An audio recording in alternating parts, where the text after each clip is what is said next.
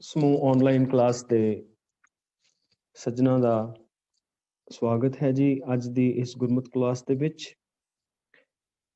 ਅੱਜ ਦਾ ਜਿਹੜਾ ਪਾਵਨ ਸ਼ਲੋਕ ਅਸੀਂ ਵਿਚਾਰ ਗੋਚਰੇ ਲਿਆ ਹੈ, ਜੋ ਕਿ ਲੜੀਵਾਰ ਵਿਚਾਰ ਕਬੀਰ ਸਾਹਿਬ ਜੀ ਦੇ ਸ਼ਲੋਕਾਂ ਦੀ ਚੱਲ ਰਹੀ ਹੈ। ਇਹ ਸ਼ਲੋਕ ਨੰਬਰ ਹੈ 205। ਕਬੀਰ ਸਾਹਿਬ ਜੀ ਦੇ ਇਹ ਪਾਵਨ ਬਚਨ, ਕਬੀਰ ਬਿਕਾਰ ਹੈ ਚਿਤਵਤੇ, ਝੂਠੇ ਕਰਤੇ ਆਸ, ਮਨੋਰਥ ਕੋਏ ਨਾ ਪੂਰਿਓ, ਚਾਲੇ ਊਠ ਨਿਰਾਸ। ਕਬੀਰ ਸਾਹਿਬ ਜੀ ਦੇ ਇਸ ਪਾਵਨ ਸ਼ਲੋਕ ਤੇ ਜੇ ਅਸੀਂ ਅਖਰੀ ਅਰਥ ਪਹਿਲਾਂ ਸਮਝ ਲੈਂਦੇ ਹਾਂ ਤੇ ਇਸ ਤੋਂ ਬਾਅਦ ਅਸੀਂ ਇਹਦੇ ਭਾਵ ਅਰਥ ਔਰ ਜਿਹੜੇ ਸ਼ਬਦਿਕ ਅਰਥ ਔਰ ਭਾਵ ਅਰਥ ਸਮਝਣ ਦਾ ਯਤਨ ਕਰਾਂਗੇ। ਵਿਕਾਰਾਂ ਦਾ ਮਤਲਬ ਹੈ ਵਿਕਾਰ, ਯਾਨੀ ਕਿ ਜਿਹੜੇ ਭੈੜੇ ਕੰਮ ਜੋ ਕਾਮ, ਕ੍ਰੋਧ, ਲੋਭ, ਮੋਹ, ਹੰਕਾਰ ਦੇ ਅਧੀਨ ਮਨੁੱਖ ਕਰਦਾ ਹੈ। ਵਿਕਾਰ ਹੈ ਚਿਤਵਤੇ ਦਾ ਮਤਲਬ ਹੁੰਦਾ ਹੈ ਕਿ ਭੈੜੇ ਕੰਮ ਕਰਨ ਦੀਆਂ ਸੋਚਾਂ ਸੋਚਣਾ, ਮਨ ਦੇ ਅੰਦਰ ਉਹ ਸੋਚਾਂ ਸੋਚਣਾ। ਮਨੋਰਥ ਕੋਈ ਨਾ ਪੂਰਿਓ, ਚਾਲੇ ਊਠ ਨਿਰਾਸ। ਮਨੋਰਥ ਦਾ ਮਤਲਬ ਹੈ, ਦੋ ਸ਼ਬਦਾਂ ਦਾ ਇਹ ਸੁਮੇਲ ਹੈ ਜਦੋਂ ਇਹਦੀ ਆਪਾਂ ਸੰਧੀ ਵਿਛੇਦ ਕਰਦੇ ਹਾਂ। ਮਨੋ ਪਲਸ ਰਥ, ਯਾਨੀ ਕਿ ਮਨ ਦੀ ਭੱਜ ਦੌੜ, ਮਨ ਦਾ ਰਥ, ਮਨੋਰਥ ਮਨ ਦਾ ਰਥ, ਮਨ ਦੀ ਭੱਜ ਦੌੜ, ਮਨ ਦੀ ਉਹ ਆਸ ਜਿਸ ਦੀ ਖਾਤਰ ਦੌੜ ਭੱਜ ਅਸੀਂ ਕਰਦੇ ਹਾਂ। ਤੇ ਨਿਰਾਸ਼ ਦਾ ਮਤਲਬ ਹੈ ਨਿਰਾਸ, ਆਸ ਪੂਰੀ ਹੋਣ ਤੋਂ ਬਿਨਾਂ ਹੀ ਦਿਲ ਦੀਆਂ ਆਸਾਂ ਨਾਲ ਹੀ ਲੈ ਕੇ ਚਲੇ ਜਾਣਾ, ਭਾਵ ਨਿਰਾਸ਼ ਹੋ ਜਾਣਾ। ਉਹ ਆਸਾਂ ਪੂਰੀਆਂ ਨਾ ਹੋਣੀਆਂ, ਉਸ ਨੂੰ ਅਸੀਂ ਕਹਿੰਦੇ ਹਾਂ ਨਿਰਾਸ, ਜਿਸ ਨੂੰ ਅਸੀਂ ਨਿਰਾਸ ਤੇ ਨਿਰਾਸ਼ ਸ਼ਬਦ ਦੇ ਰੂਪ ਦੇ ਵਿੱਚ ਵੀ ਬੋਲਦੇ ਤੇ ਸੁਣਦੇ ਹਾਂ ਜੀ। ਹੁਣ ਇਸ ਕਬੀਰ ਸਾਹਿਬ ਜੀ ਦੇ ਸ਼ਲੋਕ ਦੇ ਜਿਹੜੇ ਅਰਥ ਨੇ, ਕਿ ਕਬੀਰ ਸਾਹਿਬ ਜੀ ਬਚਨ ਕਰਦੇ ਨੇ, ਹੇ ਕਬੀਰ, ਜੋ ਮਨੁੱਖ ਡੁਐਲਿਟੀ, ਦ્વੈਤ ਦੋਏ ਵਿੱਚ ਫਸ ਕੇ ਰੱਬ ਜੀ ਦੇ ਸਿਮਰਨ ਯਾਨੀ ਕਿ ਉਹਨਾਂ ਦੇ ਗੁਣਾਂ ਦਾ ਗਾਇਨ ਔਰ ਉਹਨਾਂ ਨੂੰ ਆਤਮਸਾਤ ਨਹੀਂ ਕਰਦਾ, ਜੋ ਸਦਾ ਭੈੜੇ ਕੰਮ ਕਰਨ ਦੀਆਂ ਸੋਚਾਂ ਸੋਚਦਾ ਰਹਿੰਦਾ ਹੈ, ਤੇ ਜੋ ਇਹਨਾਂ ਦੁਨਿਆਵੀ ਨਾਸ਼ਵੰਤ ਪਦਾਰਥ, ਜੋ ਕਿ ਪਦਾਰਥ ਖਤਮ ਹੋਣ ਵਾਲੇ ਪਦਾਰਥ ਨੇ, ਨਾਸ਼ਵੰਤ ਨੇ, ਜੋ ਮਨ ਵਿੱਚ ਹਮੇਸ਼ਾ ਉਹਨਾਂ ਦੀਆਂ ਚਿਤਵਨੀਆਂ ਚਿਤਵਦਾ ਹੈ, ਭਾਵ ਉਹਨਾਂ ਦੀਆਂ ਮਨ ਵਿੱਚ ਹਮੇਸ਼ਾ ਤਾਂਘਾਂ, ਆਸ ਔਰ ਉਹਨਾਂ ਨੂੰ ਪ੍ਰਾਪਤ ਕਰਨ ਦੀ ਚਾਹਤ ਰੱਖਦਾ ਹੈ, ਉਹ ਮਨੁੱਖ ਇੱਥੇ ਉਹ ਸਾਰੀਆਂ ਆਸਾਂ ਲੈ ਕੇ ਇਸ ਜੀਵਨ ਦੇ ਵਿੱਚੋਂ, ਇਸ ਜਹਾਨ ਦੇ ਵਿੱਚੋਂ ਨਿਰਾਸ਼ ਹੀ ਚਲਾ ਜਾਂਦਾ ਹੈ। ਉਹਦੀ ਕੋਈ ਐਸੀ ਆਸ ਪੂਰੀ ਨਹੀਂ ਹੁੰਦੀ। ਉਹ ਕਿਸੇ ਵੀ ਪਦਾਰਥ ਦੇ ਮਿਲਣ ਨਾਲ ਉਹਨਾਂ ਦੇ ਮਨ ਦੀ ਜਿਹੜੀ ਉਹ ਦੌੜ ਭੱਜ ਹੈ, ਮਨ ਦੀ ਜਿਹੜੀ ਭੁੱਖ ਹੈ, ਮਨ ਦੀ ਜਿਹੜੀ ਤ੍ਰਿਸ਼ਨਾਵਾਂ, ਆਸ਼ਾਵਾਂ ਨੇ, ਇਹ ਖਤਮ ਨਹੀਂ ਹੁੰਦੀਆਂ। ਇਹ ਆਸ਼ਾ ਹੋਰ ਵੱਧਦੀ ਜਾਂਦੀ ਹੈ। ਜਿਵੇਂ ਕਿ ਅਸੀਂ ਪਿਛਲੇ ਸ਼ਲੋਕਾਂ ਤੋਂ ਹੀ ਇਹ ਵਿਚਾਰ ਕਰਦੇ ਆ ਰਹੇ ਹਾਂ ਕਿ ਕਬੀਰ ਸਾਹਿਬ ਜੀ ਦੇ ਇਹ ਪਾਵਨ ਸ਼ਲੋਕ ਮਨ ਦੇ ਨਾਲ, ਸਾਡੀ ਮੈਂਟਲ ਸਟੇਟ ਦੇ ਨਾਲ, ਸਾਡੇ ਮਾਨਸਿਕਤਾ ਦੇ ਨਾਲ, ਗਹਿਨਤਾ ਦੇ ਨਾਲ ਜੋੜ ਕੇ ਕਬੀਰ ਸਾਹਿਬ ਜੀ ਸਾਨੂੰ ਇਹ ਸਮਝਾ ਰਹੇ ਨੇ ਕਿ ਹਰ ਇੱਕ ਮਨੁੱਖ ਮਾਤਰ ਨੂੰ ਆਪਣੀ ਮਾਨਸਿਕ ਦਸ਼ਾ ਨੂੰ ਵੇਖਣ ਦੀ ਲੋੜ ਹੈ। ਹਰ ਇੱਕ ਮਨੁੱਖ ਮਾਤਰ ਨੂੰ ਆਪਣੇ ਮਨ ਦੀ ਹਾਲਾਤ ਜਾਣਨ ਦੀ ਲੋੜ ਹੈ ਕਿ ਸਾਡਾ ਮਨ, ਸਾਡੀ ਮਾਨਸਿਕਤਾ, ਸਾਡੀ ਮੈਂਟੈਲਿਟੀ, ਸਾਡੀ ਸੋਚ, ਸਾਡਾ ਬਿਲੀਫ ਸਿਸਟਮ, ਸਾਡੇ ਥਾਟਸ ਕਿੱਥੇ ਖੜੇ ਨੇ ਔਰ ਅਸੀਂ ਇਸ ਜਗਤ ਦੇ ਅੰਦਰ ਕਿਹੜੀ ਵਿਚਾਰਧਾਰਾ ਦੇ ਨਾਲ ਆਪਣਾ ਜੀਵਨ ਜੀ ਰਹੇ ਹਾਂ।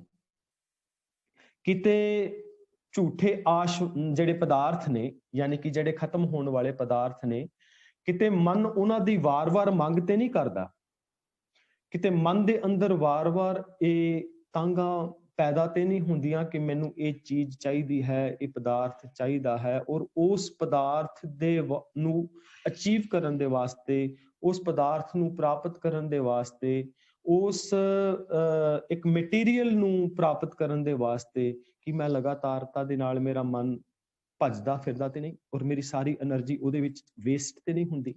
ਕਬੀਰ ਸਾਹਿਬ ਜੀ ਇਹ ਸਾਨੂੰ ਸਮਝਾਣਾ ਕਰਦੇ ਨੇ, ਨਾਲ ਹੀ ਸਾਨੂੰ ਇਹ ਸਮਝਾ ਵੀ ਦਿੰਦੇ ਨੇ, ਕਹਿੰਦੇ ਨੇ ਕਿ ਮੰਨ ਲਓ ਕਿ ਤੁਸੀਂ ਇੱਕ ਮਟੀਰੀਅਲ ਜਿਹਦੇ ਵਾਸਤੇ ਤੁਹਾਡੀ ਆਸ ਹੈ, ਮਨ ਆਸ ਕਰਦਾ ਹੈ ਕਿ ਮੈਨੂੰ ਇਹ ਮਟੀਰੀਅਲ ਚਾਹੀਦਾ ਹੈ, ਕਿ ਮੰਨ ਲਓ ਇੱਕ ਕਾਰ ਚਾਹੀਦੀ ਹੈ ਸਾਨੂੰ, ਪੋਰਸ਼ੇ ਕਾਰ ਚਾਹੀਦੀ ਹੈ, ਮਰਸੀਡੀਜ਼ ਚਾਹੀਦੀ ਹੈ, ਜਾਂ ਸਾਨੂੰ ਫਰਾਰੀ ਚਾਹੀਦੀ ਹੈ। ਮਨ ਵਿੱਚ ਆਸ ਆ ਗਈ, ਔਰ ਉਸ ਆਸ ਦੇ ਕਰਕੇ ਬੰਦੇ ਨੇ ਮਿਹਨਤ ਵੀ ਬੜੀ ਕੀਤੀ, ਜੀ ਤੋੜ ਮਿਹਨਤ ਕੀਤੀ, ਤੇ ਉਹ ਉਸ ਮਰਾਤਬੇ ਤੇ ਪਹੁੰਚ ਵੀ ਗਿਆ ਕਿ ਉਹ ਉਸ ਮਹਿੰਗੀ ਲਗਜ਼ਰੀ ਕਾਰ ਨੂੰ, ਰੋਲਸ ਰਾਇਸ ਕਾਰ ਹੈ, ਉਹਨੂੰ ਲੈਣ ਦਾ ਉਹਦੇ ਅੰਦਰ ਇੰਨੀ ਉਹਦੇ ਕੋਲ ਇੰਨਾ ਸਰਮਾਇਆ ਵੀ ਇਕੱਤਰ ਹੋ ਗਿਆ ਕਿ ਉਸਨੇ ਉਸ ਕਾਰ ਨੂੰ ਲੈ ਵੀ ਲਿਆ।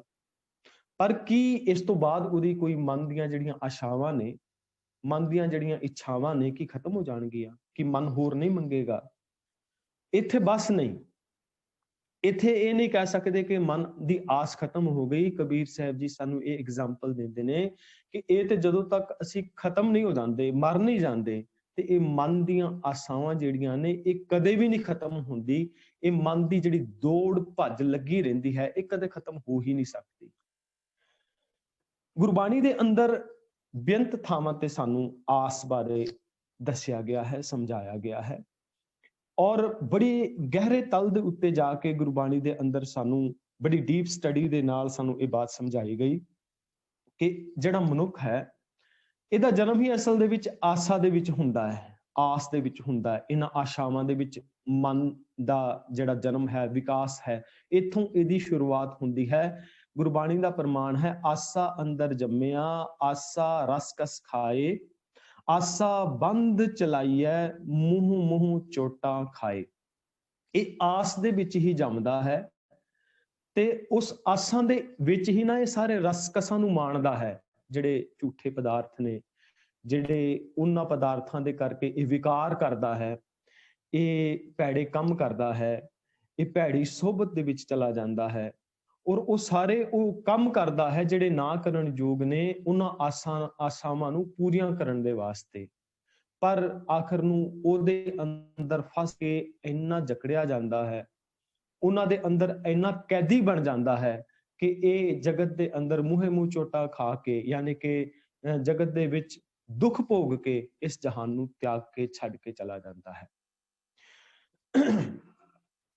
ਕਈ ਧਾਰਮਿਕ ਆਗੂਆਂ ਨੇ ਜਾਂ ਕਈ ਫਲਸਫਿਆਂ ਨੇ, ਕਈ ਜਿਹੜੀ ਰਿਲੀਜੀਅਸ ਫਿਲਾਸਫੀ ਸੀਗੀ, ਉਹਨਾਂ ਨੇ ਕੀ ਕਿਹਾ ਕਿ ਉਹਨਾਂ ਨੇ ਕਿਹਾ ਚਲੋ ਮੰਨ ਲੈਂਦੇ ਹਾਂ ਕਿ ਮਨ ਦੀ ਇਹ ਆਸ਼ਾਵਾਂ ਨੂੰ ਖਤਮ ਨਹੀਂ ਕੀਤਾ ਜਾ ਸਕਦਾ, ਪਰ ਇਹਨੂੰ ਜਬਰੀ ਖਤਮ ਕੀਤਾ ਜਾ ਸਕਦਾ ਹੈ। ਉਹਨਾਂ ਨੇ ਕੀ ਕੀਤਾ, ਉਹਨਾਂ ਨੇ ਕਿਹਾ ਕਿ ਇੱਕ ਚੰਗੀ ਇਸਤਰੀ ਦੀ ਆਸ ਹੁੰਦੀ ਹੈ, ਤੇ ਚਲੋ ਇਸਤਰੀ ਦਾ ਤਿਆਗ ਕਰ ਦਿੰਦੇ ਹਾਂ, ਸ਼ਾਇਦ ਇਹ ਆਸ ਖਤਮ ਹੋ ਜਾਵੇ। ਇਸਤਰੀ ਦਾ ਤਿਆਗ ਕਰ ਦਿੱਤਾ, ਤੇ ਇਸਤਰੀ ਦਾ ਤਿਆਗ ਕਰਕੇ ਜੰਗਲਾਂ ਦੇ ਵਿੱਚ ਚਲੇ ਗਏ। ਉਹਨਾਂ ਨੇ ਕਿਹਾ ਵੀ ਚੰਗੇ ਘਰਾਂ ਦੀ ਲੋਕਾਂ ਨੂੰ ਆਸ ਹੁੰਦੀ ਹੈ, ਤੇ ਲੋਕ, ਉਹਨਾਂ ਨੇ ਕਿਹਾ ਚਲੋ ਘਰ ਵੀ ਤਿਆਗ ਦਿੰਦੇ ਨੇ, ਘਰ ਵੀ ਤਿਆਗ ਦਿੱਤੇ। ਫਿਰ ਕਿਸੇ ਨੇ ਕਿਹਾ ਕਿ ਵਸਤਰਾਂ ਦੀ ਆਸ ਹੁੰਦੀ ਹੈ, ਉਹਨਾਂ ਨੇ ਕਿਹਾ ਚਲੋ ਵਸਤਰ ਵੀ ਤਿਆਗ ਦਿੰਦੇ ਆ, ਵਸਤਰ ਵੀ ਤਿਆਗ ਦਿੱਤੇ। ਚੰਗੀ ਜੁੱਤੀ ਦੀ ਆਸ ਹੁੰਦੀ ਹੈ, ਚੰਗੀ ਚੱਪਲ ਦੀ ਆਸ ਹੁੰਦੀ ਹੈ, ਉਹ ਵੀ ਤਿਆਗ ਦਿੱਤੀ। ਕਹਿਣ ਤੋਂ ਭਾਵ ਕਿ ਜਿੰਨੀਆਂ ਮਨ ਦੀਆਂ ਇੱਛਾਵਾਂ ਸਨ, ਉਹ ਸਾਰਾ ਕੁਝ ਤਿਆਗ ਦਿੱਤਾ ਤੇ ਤਿਆਗ ਕੇ ਜੰਗਲਾਂ ਦੇ ਵਿੱਚ ਚਲੇ ਗਏ।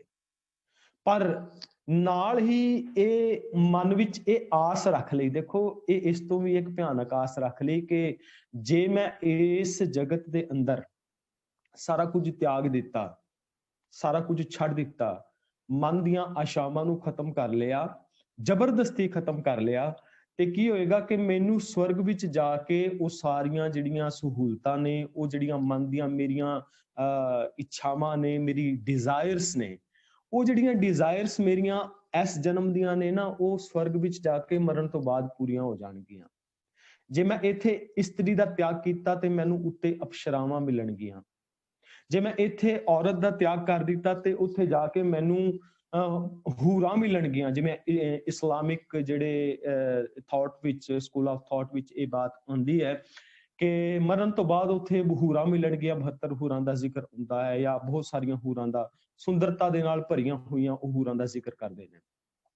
ਇੱਥੇ ਮੈਂ ਨਸ਼ਾ ਤਿਆਗ ਦਿੱਤਾ, ਇੱਥੇ ਮੈਂ ਸ਼ਰਾਬ ਤਿਆਗ ਦਿੱਤੀ, ਇੱਥੇ ਮੈਂ ਮਦਰਾ ਦਾ ਸੇਵਨ ਨਹੀਂ ਕਰਦਾ, ਨਸ਼ਾ ਤਿਆਗ ਦਿੱਤਾ ਮੈਂ।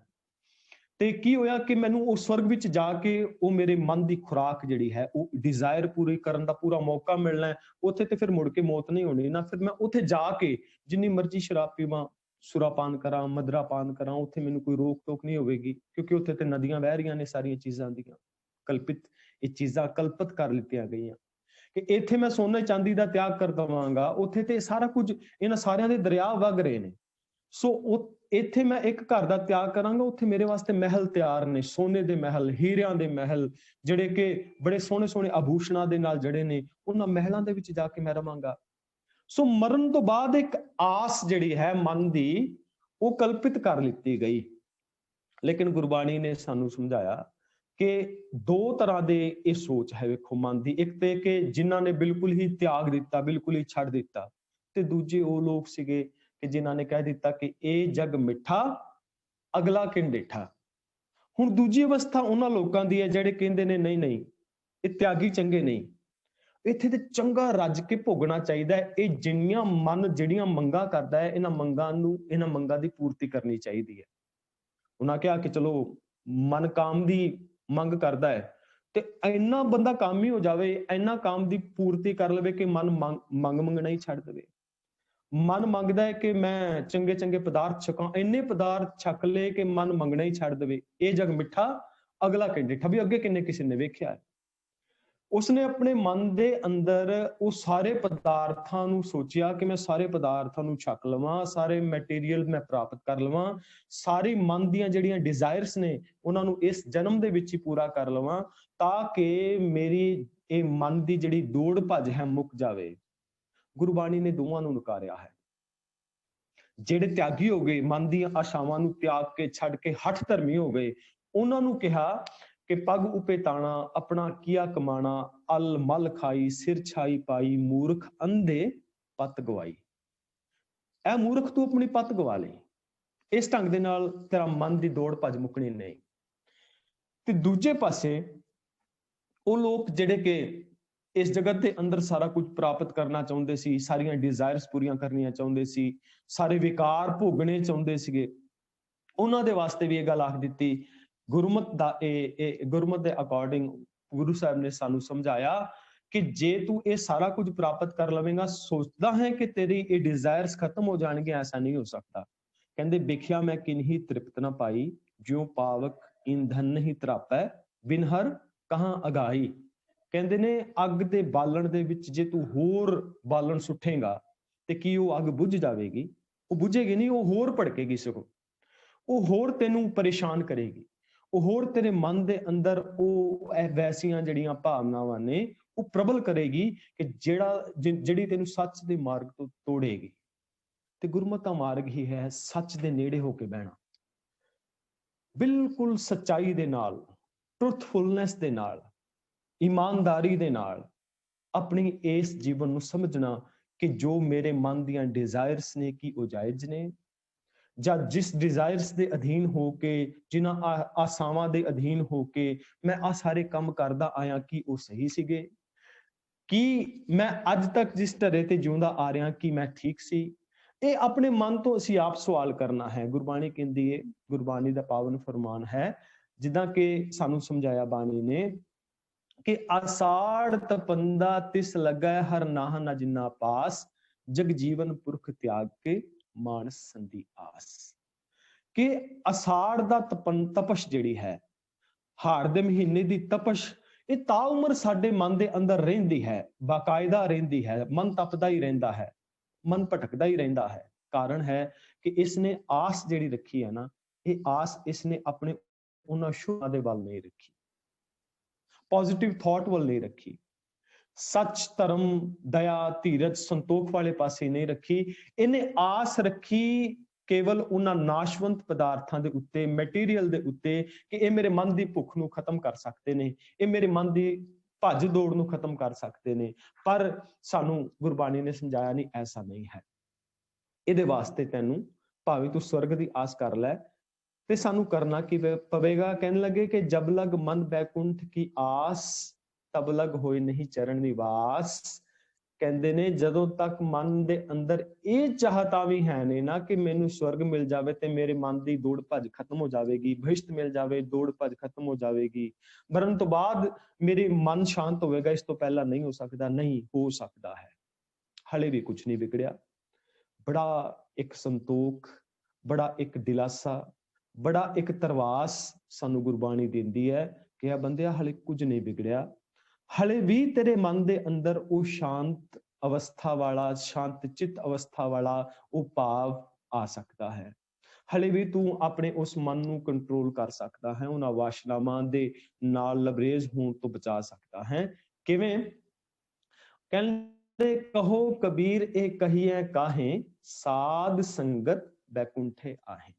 ਕਹਿੰਦੇ ਜੇ ਤੂੰ ਬੈਕੁੰਠ ਦੀ ਵਾਕਈ ਚਾਹਤ ਰੱਖਦਾ ਹੈ ਨਾ, ਯਾਨੀ ਕਿ ਬੈਕੁੰਠ ਦਾ ਮਤਲਬ ਜਿੱਥੇ ਕਿ ਰੱਬ ਹੋਵੇ, ਜਿੱਥੇ ਕਿ ਸਵਰਗ ਹੋਵੇ, ਜਿੱਥੇ ਕਿ ਸਾਰੀਆਂ ਸੁੱਖ ਸਹੂਲਤਾਂ ਹੋਣ, ਜਿੱਥੇ ਕਿ ਮਨ ਇੱਛਤ ਸਾਰੀ ਜਿਹੜੀਆਂ ਸਾਡੀਆਂ ਇੱਛਾਵਾਂ ਉਹ ਪੂਰੀਆਂ ਹੋ ਜਾਣ, ਤੇ ਉਹ ਕਿੱਥੇ ਹੋਣਗੀਆਂ? ਕਹਿੰਦੇ ਸਤ ਸੰਗਤ ਦੇ ਵਿੱਚ ਆ ਕੇ ਗੁਰੂ ਦੇ ਸ਼ਬਦ ਨਾਲ ਜੁੜੋ, ਸਤ ਸੰਗਤ ਕਰ, ਸ੍ਰੇਸ਼ਟ ਸੰਗਤ, ਸੱਚ ਦੀ ਸੰਗਤ, ਮਨ ਦੇ ਨਾਲ ਜੁੜ ਆਪਣੇ, ਔਰ ਉਸ ਮਨ ਦੇ ਅੰਦਰ ਗੁਰੂ ਸ਼ਬਦ ਨੂੰ ਟਿਕਾ, ਤਾਂ ਕਿ ਸ਼ੁਭ ਗੁਣਾਂ ਨੂੰ ਜੀਵਨ ਵਿੱਚ ਆਤਮਸਾਤ ਕਰਕੇ ਤੂੰ ਸੱਚ ਦੀ ਸੰਗਤ ਕਰ ਸਕੇ, ਔਰ ਤੇਰੇ ਜੀਵਨ ਦੇ ਅੰਦਰ ਇਹ ਚੇਂਜ ਆ ਸਕੇ। ਇਹ ਜਿਹੜੀ ਭੱਜ ਦੌੜ ਦੇ ਨਾਲ, ਲਗਾਤਾਰਤਾ ਦੇ ਨਾਲ ਅਸੀਂ ਮਨ ਦੀਆਂ ਡਿਜ਼ਾਇਰਸ ਦੇ ਮਗਰ ਦੌੜਦੇ ਹਾਂ, ਇਸ ਤੋਂ ਸਾਡਾ ਛੁਟਕਾਰਾ ਹੋ ਸਕੇ। ਹੁਣ ਬਾਣੀ ਦੇ ਅੰਦਰ ਨਾ ਇੱਕ ਹੋਰ ਥਾਂ ਤੇ ਜ਼ਿਕਰ ਆਉਂਦਾ ਹੈ। ਗੁਰੂ ਸਾਹਿਬ ਕਹਿੰਦੇ ਨੇ ਕਿ ਪਰ ਹਰਨਾ ਲੋਭ ਝੂਠ ਨਿੰਦ ਇਵਹੀ ਕਰਤ ਗੁਦਾਰੀ, ਮ੍ਰਿਗ ਤ੍ਰਿਸ਼ਨਾ ਆਸ ਮਿਥਿਆ ਮੀਠੀ, ਇਹ ਟੇਕ ਮਨੈ ਸਾਧਾਰੀ।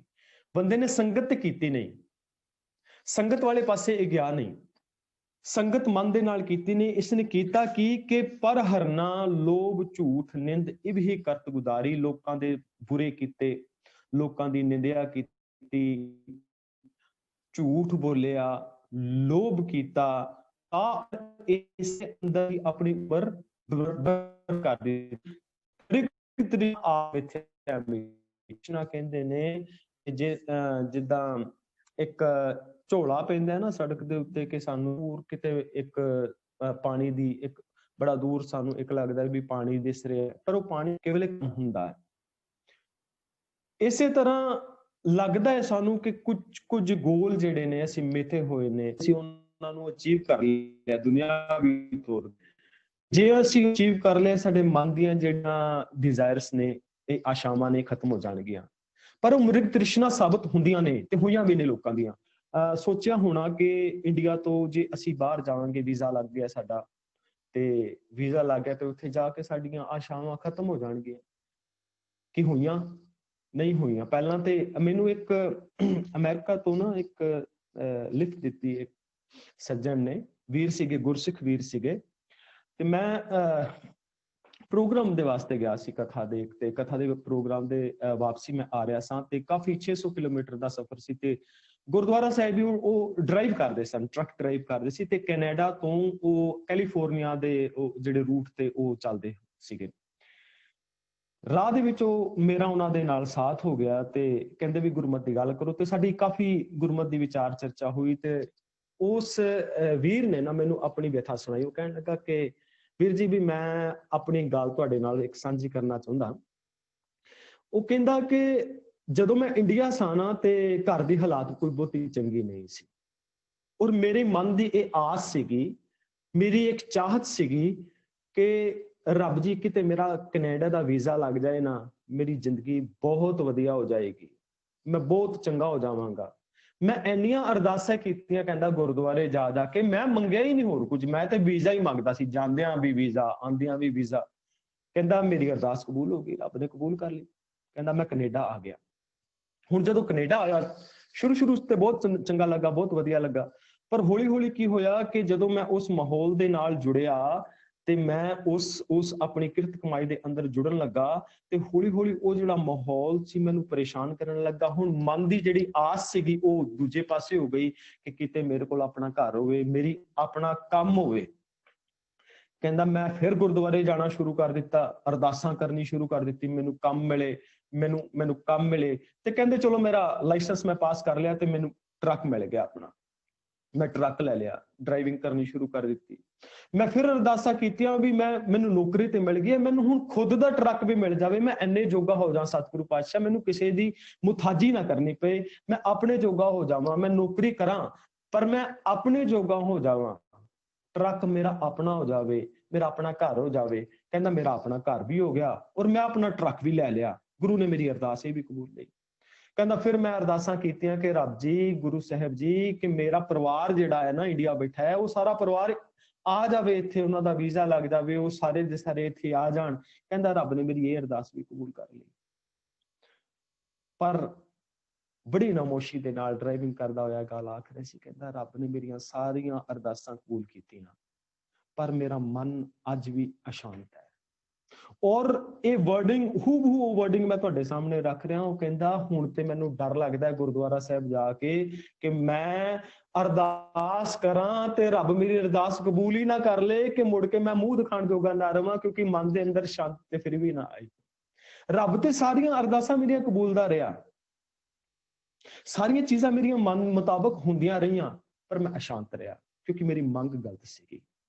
ਬਸ ਇਸੇ ਤਰ੍ਹਾਂ ਸਾਡੀਆਂ ਮੰਗਾਂ ਜਿਹੜੀਆਂ ਨੇ ਨਾ, ਸਾਡੇ ਗੋਲ ਜਿਹੜੇ ਮਿੱਥੇ ਹੋਏ ਗੋਲ ਨੇ ਸਾਡੇ, ਕਿ ਸਾਡਾ ਡੈਸਟੀਨੇਸ਼ਨ ਕੀ ਹੈ, ਉਹ ਸਾਡਾ ਡੈਸਟੀਨੇਸ਼ਨ, ਉਹ ਸਾਡਾ ਗੋਲ ਜਿਹੜਾ ਹੈ, ਉਹ ਗੋਲ ਗਲਤ ਹੁੰਦਾ ਹੈ। ਵੈਸੇ ਬਹੁਤਿਆਂ ਨੂੰ ਤੇ ਇਹ ਨਹੀਂ ਪਤਾ ਹੁੰਦਾ ਕਿ ਅਸੀਂ ਪਹੁੰਚਣਾ ਕਿੱਥੇ ਹੈ, ਜਾਣਾ ਕਿੱਥੇ ਹੈ। ਉਹ ਜਿਹੜਾ ਡੈਸਟੀਨੇਸ਼ਨ ਮਿਥਿਆ, ਮਨ ਨੇ ਮਿਥ ਲਿਆ, ਅਸੀਂ ਉੱਥੇ ਤੱਕ ਪਹੁੰਚਣਾ, ਸਾਡਾ ਗੋਲ ਹੀ ਪਤਾ ਨਹੀਂ ਸਾਨੂੰ ਕਿ ਉੱਥੇ ਜਾ ਕੇ ਸਾਨੂੰ ਸੁੱਖ ਮਿਲੇਗਾ।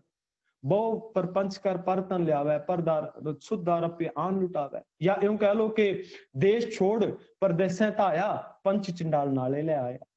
ਦੇਸ਼ ਛੱਡ ਕੇ ਪਰਦੇਸ ਆ ਗਏ ਕਿ ਕੀ ਮਨ ਦੀਆਂ ਇੱਛਾਵਾਂ ਉੱਥੇ ਇੰਡੀਆ ਹੀ ਛੱਡਿਆ? ਨਹੀਂ, ਮਨ ਦੀਆਂ ਇੱਛਾਵਾਂ ਤੇ ਨਾਲ ਹੀ ਆ ਗਈਆਂ, ਇਹ ਤੇ ਨਾਲ ਕੈਰੀ ਕਰ ਰਹੇ ਹਾਂ ਅਸੀਂ। ਸੋ ਆਸ ਕਿਹੜੀ ਰੱਖਣੀ ਹੈ, ਮਨ ਦੇ ਅੰਦਰ ਕਿਹੜੀ ਆਸ ਰੱਖਣੀ ਹੈ? ਹੁਣ ਆਸ ਰੱਖਣੀ ਹੈ, ਗੁਰਬਾਣੀ ਨੇ ਸਾਨੂੰ ਸਮਝਾਇਆ ਕਿ ਕਹਿ ਰਵਿਦਾਸ ਆਸ ਲਗ ਜੀਵੋਂ ਚਿਰ ਪਿਓ ਦਰਸ਼ਨ ਦੇਖੇ। ਆਸ ਰੱਖਣੀ ਹੈ ਉਸ ਅਕਾਲ ਪੁਰਖ ਵਾਹਿਗੁਰੂ ਜੀ ਦੇ ਦਰਸ਼ਨ ਦੀਦਾਰੇ ਹੋ ਜਾਣ ਖਲਕਤ ਦੇ ਵਿੱਚੋਂ, ਉਸ ਵਾਹਿਗੁਰੂ ਜੀ ਦੇ ਦਰਸ਼ਨ ਦੀਦਾਰੇ ਹੋ ਜਾਣ ਗੁਣਾਤਮਕ ਰੂਪ ਦੇ ਵਿੱਚ ਸਾਨੂੰ ਪੂਰੀ ਕਾਇਨਾਤ ਦੇ ਅੰਦਰ। ਉਸ ਅਕਾਲ ਪੁਰਖ ਵਾਹਿਗੁਰੂ ਦੇ ਦਰਸ਼ਨ ਹੋ ਜਾਣ, ਉਹਨਾਂ ਦੇ ਨਾਲ ਮਿਲਾਪ ਹੋ ਜਾਵੇ ਸ਼ੁਭ ਗੁਣਾਂ ਦੇ ਨਾਲ, ਤਾਂ ਕਿ ਸਾਡੇ ਮਨ ਦੇ ਅੰਦਰ ਜਿਹੜੀ ਆਸ ਔਰ ਆਸਾਵਾਂ ਦੀਆਂ ਝੜੀਆਂ ਲੱਗੀਆਂ ਨੇ ਇਹ ਖਤਮ ਹੋ ਜਾਣ, ਔਰ ਅਸੀਂ ਉਸ ਮਾਨਸ ਸੰਧੀ ਆਸ ਤੋਂ ਛੁਟਕਾਰਾ ਸਾਡਾ ਪ੍ਰਾਪਤ ਹੋ ਜਾਵੇ ਕਿ ਕਿਸੇ ਬੰਦੇ ਤੋਂ ਆਸ ਕਿ ਇਹ ਸਾਡੀ ਹੈਲਪ ਕਰੇਗਾ ਤੇ ਸਾਡੀ ਜ਼ਰੂਰਤ ਪੂਰੀ ਹੋ ਸਕਦੀ ਹੈ, ਕਿ ਇਹ ਸਾਡੀ ਮਦਦ ਕਰੇਗਾ ਤੇ ਸਾਡੀ ਆਸ ਦੇ ਮਨ ਦੀਆਂ ਆਸ਼ਾਵਾਂ ਖਤਮ ਹੋ ਜਾਣਗੀਆਂ। ਕਈ ਵਾਰੀ ਹੁੰਦਾ ਕੀ ਹੈ ਕਿ ਬੰਦੇ ਦੀ ਆਸ ਰੱਖ ਲੈਂਦੇ ਆ, ਦੁਨਿਆਵੀ ਆਸਾਵਾਂ ਰੱਖ ਲੈਂਦੇ ਆ ਤੇ ਜਾਂਦੇ ਵੀ ਹਾਂ, ਤੇ ਗੁਰਬਾਣੀ ਕਹਿੰਦੇ ਵੀ ਸਿੰਬਲ ਰੁਖ ਸਰਾਇਰਾ ਅਤ ਦੀਰਘ ਅਤ ਮੁੱਚ ਓਏ ਜੋ ਆਵੇਂ ਆਸ ਕਰ ਜਾਏ ਨਿਰਾਸ਼ਾ ਕਿਤ।